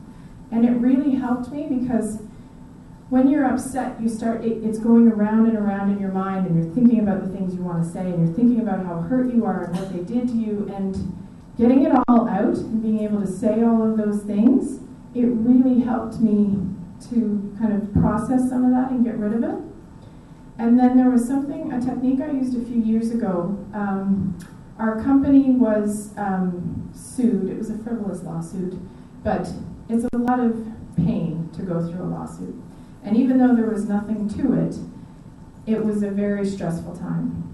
And the person that sued us, I had a lot of bad feelings towards by the end of it. And I thought a lot about how when it was over, I thought a lot about how I don't want this to cause me any more negativity. Now that it's done, I want to be done with it. I want to release all those negative emotions. I don't want to be mad anymore. I don't want to be upset. I don't want to be stressed, because holding on to anger is like drinking poison and hoping the other person dies. So I meditated probably 10 times a day after the trial was done. 10 times a day for like 3 or 4 days, just for like 2 minutes. And I would just close my eyes and say, I release the anger, I release the details, I release the hurt, I release everything. And it sounds hokey, but it really worked. So after a few days, all those details, all that anger, all that hurt wasn't rolling around in my head anymore. It was just gone. Because if we can tell our bodies and our minds what to do, it miraculously just listens. So those would be a few strategies for some of that. On the causal analysis side, like I said, the first book would be a great book to really delve into detail for that. But I can tell you a little bit that we all have what's called an explanatory style. So at every minute, there are just thoughts like a ticker tape running through our head. It never stops. It's just always going. You know, people think when they meditate that they can actually shut it off and just have nothing, but that's impossible. There's no way to turn it off. It's always there. And that is our thinking style. If you actually wrote that out on a transcript, you'd probably be shocked at what it says. And we all have our thinking style of explaining what's happening in the world and explaining what happens to us. And if you really delve into it, you can see whether it's an optimistic thinking style or a pessimistic thinking style. And you can very much change by starting to recognize and be aware specifically to change that. If you're finding that your explanatory style is pessimistic, you can really work on it. There are very specific exercises you can do to make it optimistic. So, for instance, one of the things, if you find yourself using the words never and always on a regular basis, those are pessimistic. That's part of a pessimistic thinking style. I never get to do what I want. These things always happen to me. Those kind of things are very pessimistic. They're not realistic. If your car breaks down on the way to work and you say, oh, this always happens to me, that's not only pessimistic, it's not realistic. It's not like your car breaks down every day. I hope it doesn't. I'm looking for it. So there are little tricks like that that you can do if you recognize them. But I'm going to see if I can remember the 3 different kind of categories in the thinking style. One of them is permanence versus temporary. So that's where you find the always and the nevers. You know, when you look at a bad event, are you attributing its cause to something permanent or to something temporary? So if you're saying, I always have bad luck, I'm no good with money, that kind of stuff, those are I'm stupid. If you say to yourself, I'm stupid, that is permanent. That is not, I didn't study hard enough. So do you see the difference? Because I didn't study hard enough is more realistic. I'm stupid is not something you can fix. Besides the fact that it's very damaging to speak that way to yourself. The second thing is specific versus pervasive. So this one is similar. Let me see if I can remember it exactly. So sometimes they cross over and they're a little bit similar. So again, to say, I'm no good at math is very pervasive. That means that all of math you're no good at. Whereas you could be very specific and say, I am struggling with geometry, or I'm having trouble learning geometry. So you can be very specific about why you failed that math test, as opposed to being very pervasive. And the pervasiveness is part of the pessimistic thinking style. And then the last part is whether you attribute the cause outside yourself or inside yourself. So the pessimistic way to respond to a bad situation is to think that it's all your fault. It is more optimistic to think the cause is outside yourself, but I do caution that there should be some balance there, because you don't want to be, it's all your fault, any more than you want to think it's all your own fault. But some people will take that weight on very, very seriously, and something will happen, and they will think it's all my fault, I did this wrong, and they will really beat themselves up about that, when it's more optimistic and more realistic to understand that there are more than one cause to a situation, and that to be accurate, you need to realize that there are often many causes and many other people responsible besides yourself. Does that help? Yes, that helps a lot. I just have a small follow-up on the second, the causal bit. Yes. That is, once you work on fixing it, unlike the other bits of it, here, for example, you find a balance of internal and external. Whatever you can, to your capacity, you need some kind of explanation. Yes. But to be able to fix it, and if it is something which is interpersonal or relational, it would also need the other party. So one, obviously, we are all heroes in our own eyes, and there's that thing that we are abused plus we are victims, but then we are also the good versus evil. We are the good. So one thing is how to reach an objective assessment. One, how to reach a consensus, and thereafter how to sort of agree that okay, this bit was my bit, this bit is your bit, and together these two can be fixed. So I think objectivity as well as to get to that two perspectives merge, consensus. Consensus is very tricky. I'm not sure, you may have to come to terms and accept that you may never get it. I have forgiven people who did not ask for forgiveness. And that is something that sometimes it's better to be kind than to be right. And so there are times when you may recognize that you played a part and I played a part, and then even if you argue that it's all my fault, even if I know that it is both our faults, I'm not sure it will serve either of us if I continue to argue with you about that. So it may not be in your best interest to strive for consensus, because we each see reality from our own perspective. We can look at the same situation, and what you see as true can be very different from what I see as true, even though we're looking at the same situation.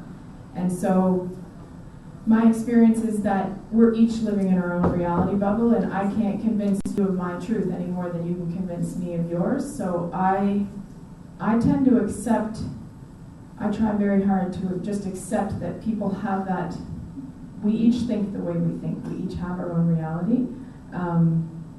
I know that there have been times where, this is a funny example to share with my mom in the room, but my dad, he's a good guy. He yelled a lot when we were young. And I think I was the bad kid of the family, so I think I took more of that perhaps than the others. And so I was mad at him for a long time, and I wanted him to be, you know, the father figure you might see on TV or whatever. He's not that guy. And so at some point in my 20s, after some counseling, I decided that I was going to accept him for who he was. I was going to stop expecting him to be the dad I hoped he would be or the father I wanted him to be, and I'm just going to accept this is who he is. And then it made it so much easier because I was no longer going into situations wishing things were different, wishing he didn't just say that terrible thing. That's just who he is. And so that accepting piece is not easy at all. But I'm not sure you will gain anything in trying to get consensus from the other person. Yes, hi. Hi, when you accepted him, did you find that you then viewed him differently? Yes, I think so. I think so. I mean, you try to put yourself in someone else's shoes, and to some extent, you know, other people's crappy upbringings helps you to understand how they got to be who they are. It has certainly helped us to have a very nice, kind relationship, and as people get older, they get softer anyway, so that helps too. But yes, I think so. Any other questions that anyone has or would like to share their stories about adversities or resilience? I have no idea what time it is. I'm not on the watch. It's 5:30. Okay. We've got another 15 minutes. Anyone else have a story they'd like to share or a question they'd like to ask?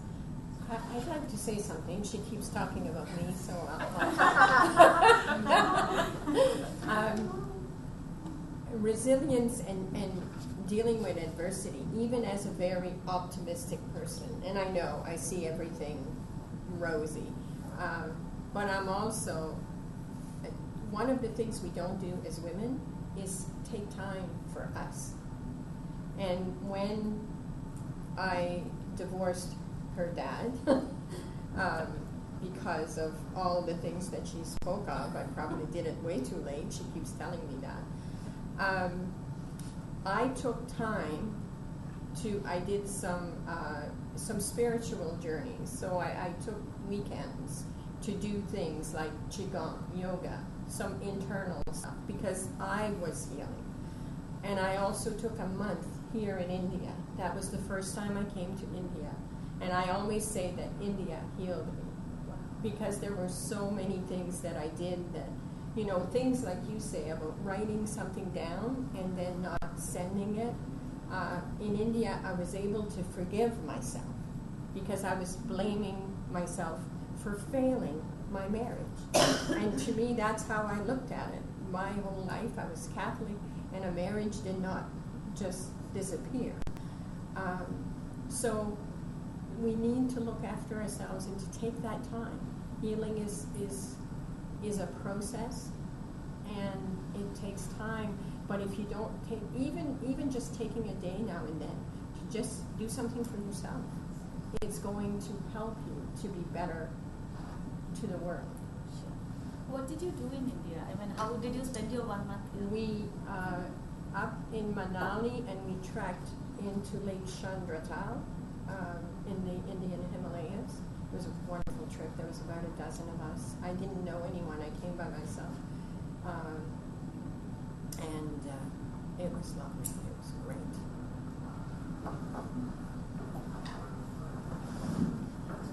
Thank you for sharing them. Yeah. Thank you. Thank you for being here, asking good questions. Thank you so much. Is there anything else that anyone would like to share or ask? I just want to say that this has been an extraordinary talk. Extremely inspirational. Really and truly, it's been an honor to be in this room. You've done a fabulous job, and your clarity in your explanations and your heart was so open and obvious, I felt, throughout the entire presentation. So thank you very much, Danielle. I really appreciate Thank you, Brenda. That was my goal, to be clear, but also to share from my heart. So I think that's how we can really connect. Thank you.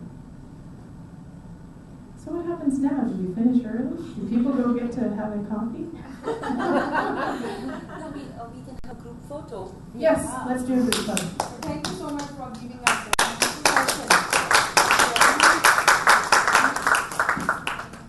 Any other next speaker is available? No, no.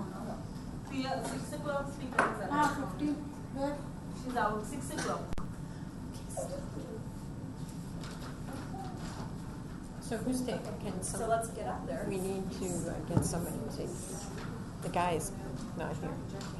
No, but they'll want that on film anyways. Oh, yeah. Put yourself up there. Where's the photographer? You want to take one back camera too? Awesome. Love it. Bought it yesterday. Just Photographer कहाँ है? Photographer.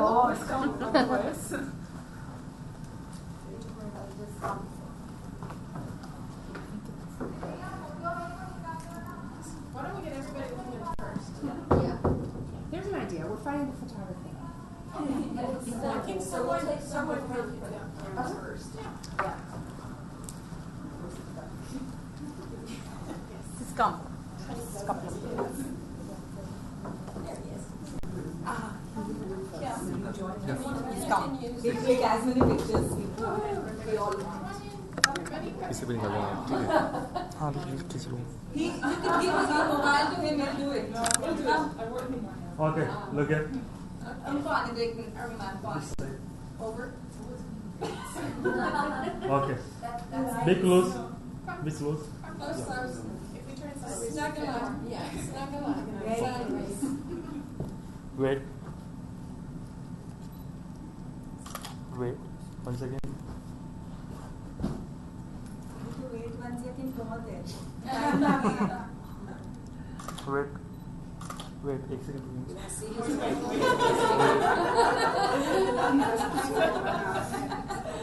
We want to see his resilience. Artifact.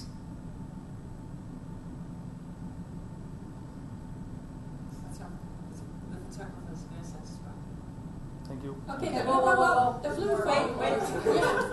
all the phones. Okay. Be close. That's mine, Brenda, so I can send it to you. That one? Okay. Yeah. I'll just... All the phones.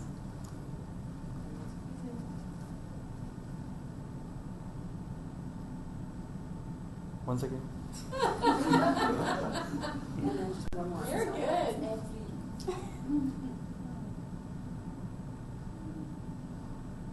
This should go live. Photo session.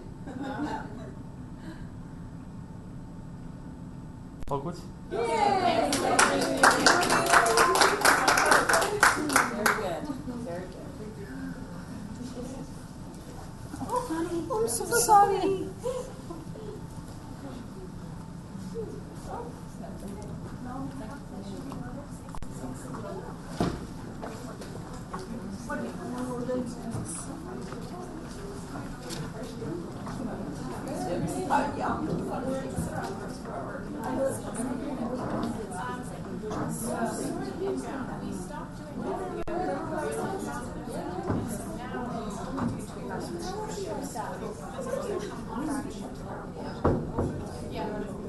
It's called St. John's Island. It's in Canada.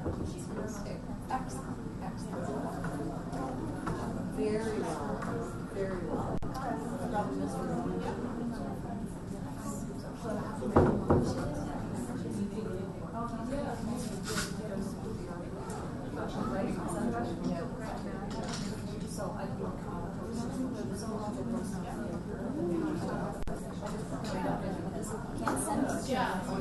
Probably tonight. As soon as I'm done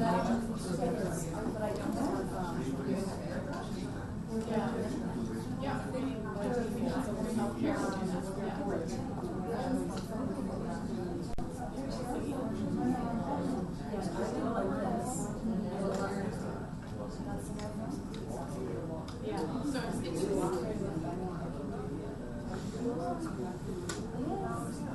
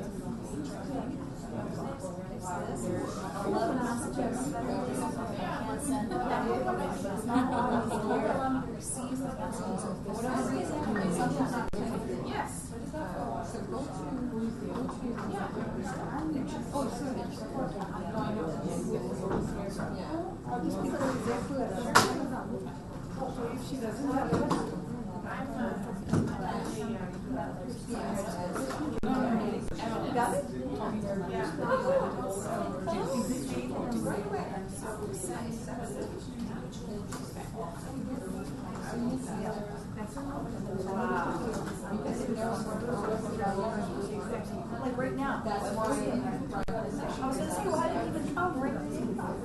Okay, do you want me to send these?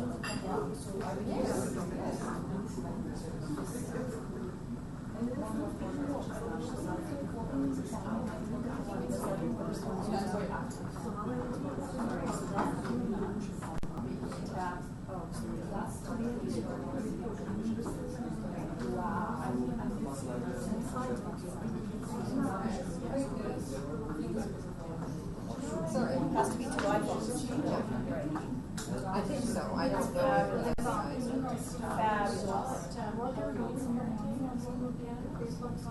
So what I'm saying. Which one? You're looking at this. Now it's just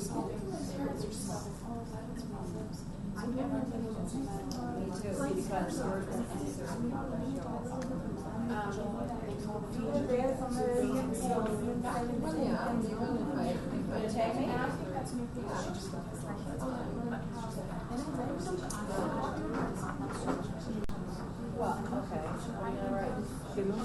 Just finish. Okay, just finish. I think I have all the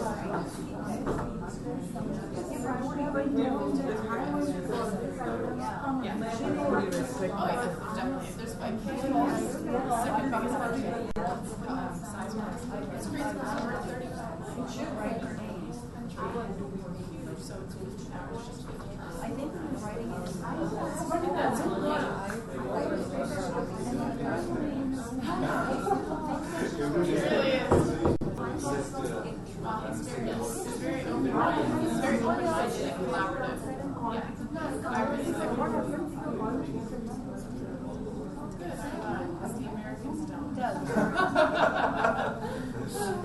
Okay, it was so nice to meet you.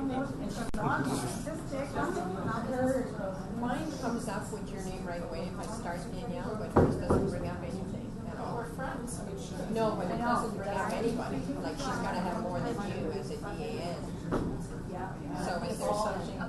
Plus she can receive all her emails but not send any. She's like 20 and you're not sending.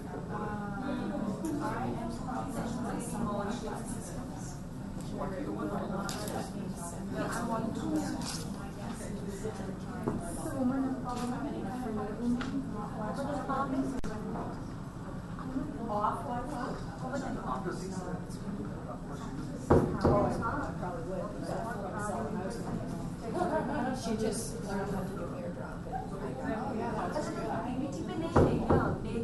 I wonder if you had. Well, I did just before okay, so I tagged you. I was able to tag it. There. Now I'm posting.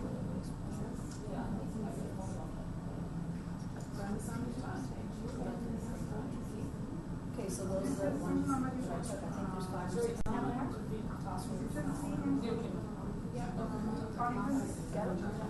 So now that we did that, okay, so then so everyone posted this. If I wanted to take somebody else out of it, I can still do that, right? I'm not really sure. In the post itself, the wording of the post you can submit, but on a picture, you can easily tag someone on a picture. Right. Exactly. Oh, I see. I see. But in order to tag the little thing, I think you may have to go back in and edit it.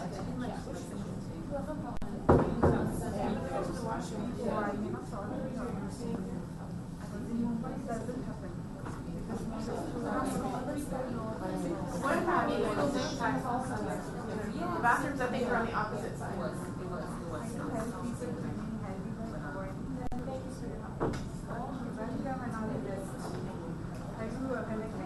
Yes, yeah, I got my little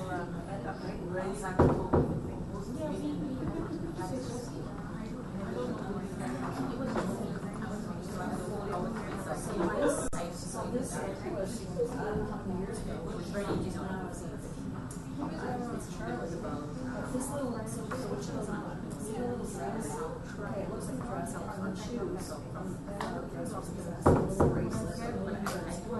What it was a shirt. So she had it on with her dress. Oh my gosh. So okay, so that's the way she was together. Sweet travel.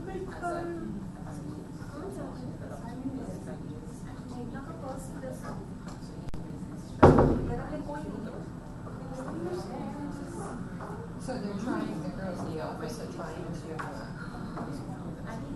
guess which one. What do you mean? Oh, that was that this morning? From this morning? Oh, I didn't get it. You sent it to me? How did you send it to me? Through iMessenger? No. Facebook? Oh, you know what I put on that? Okay.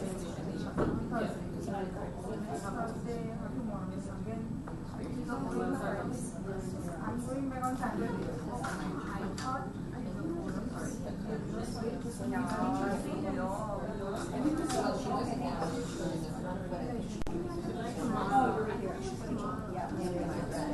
No, I looked on here. No.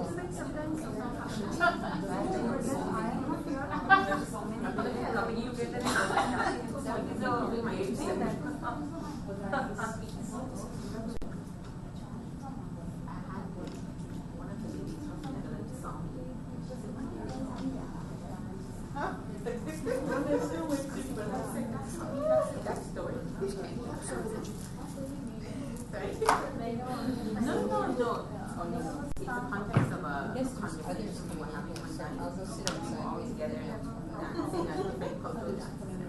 But I know what you mean, but it wasn't like that. So she really wants to dance. She was when it's part of us. She was really that like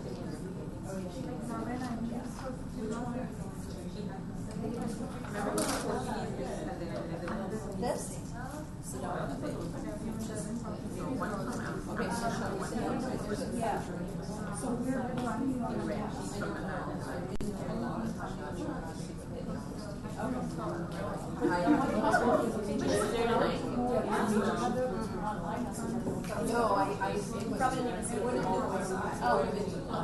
Oh, okay. Well, then come on, tell us. They're just sitting outside. Oh, actually. Yes.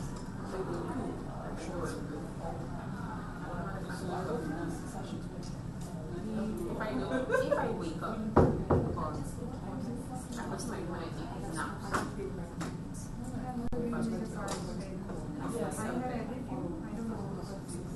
send me a message on WhatsApp because I have kept my phone. It takes time for me. Send me a message on WhatsApp. What's your full name? So I will let you.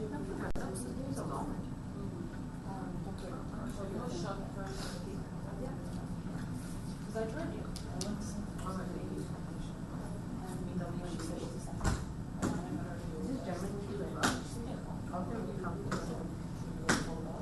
Then I went to seeing him trying to video. It was quite nice because it helps you distance. So this is going to be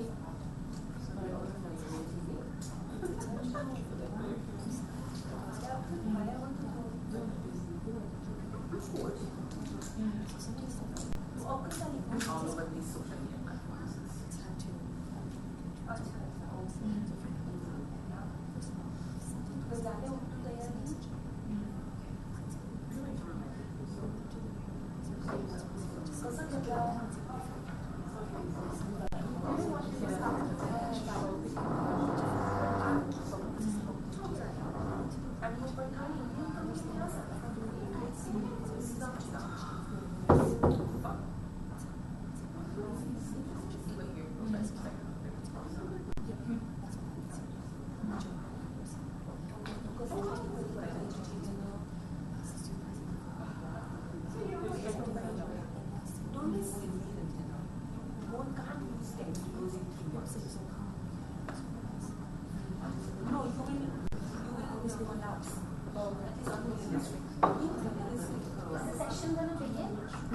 About what?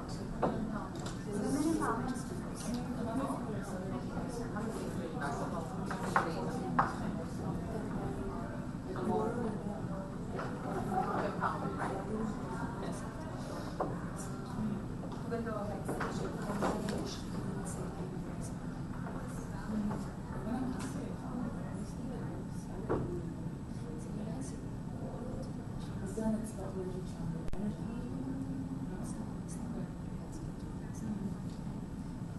But at your office, you pick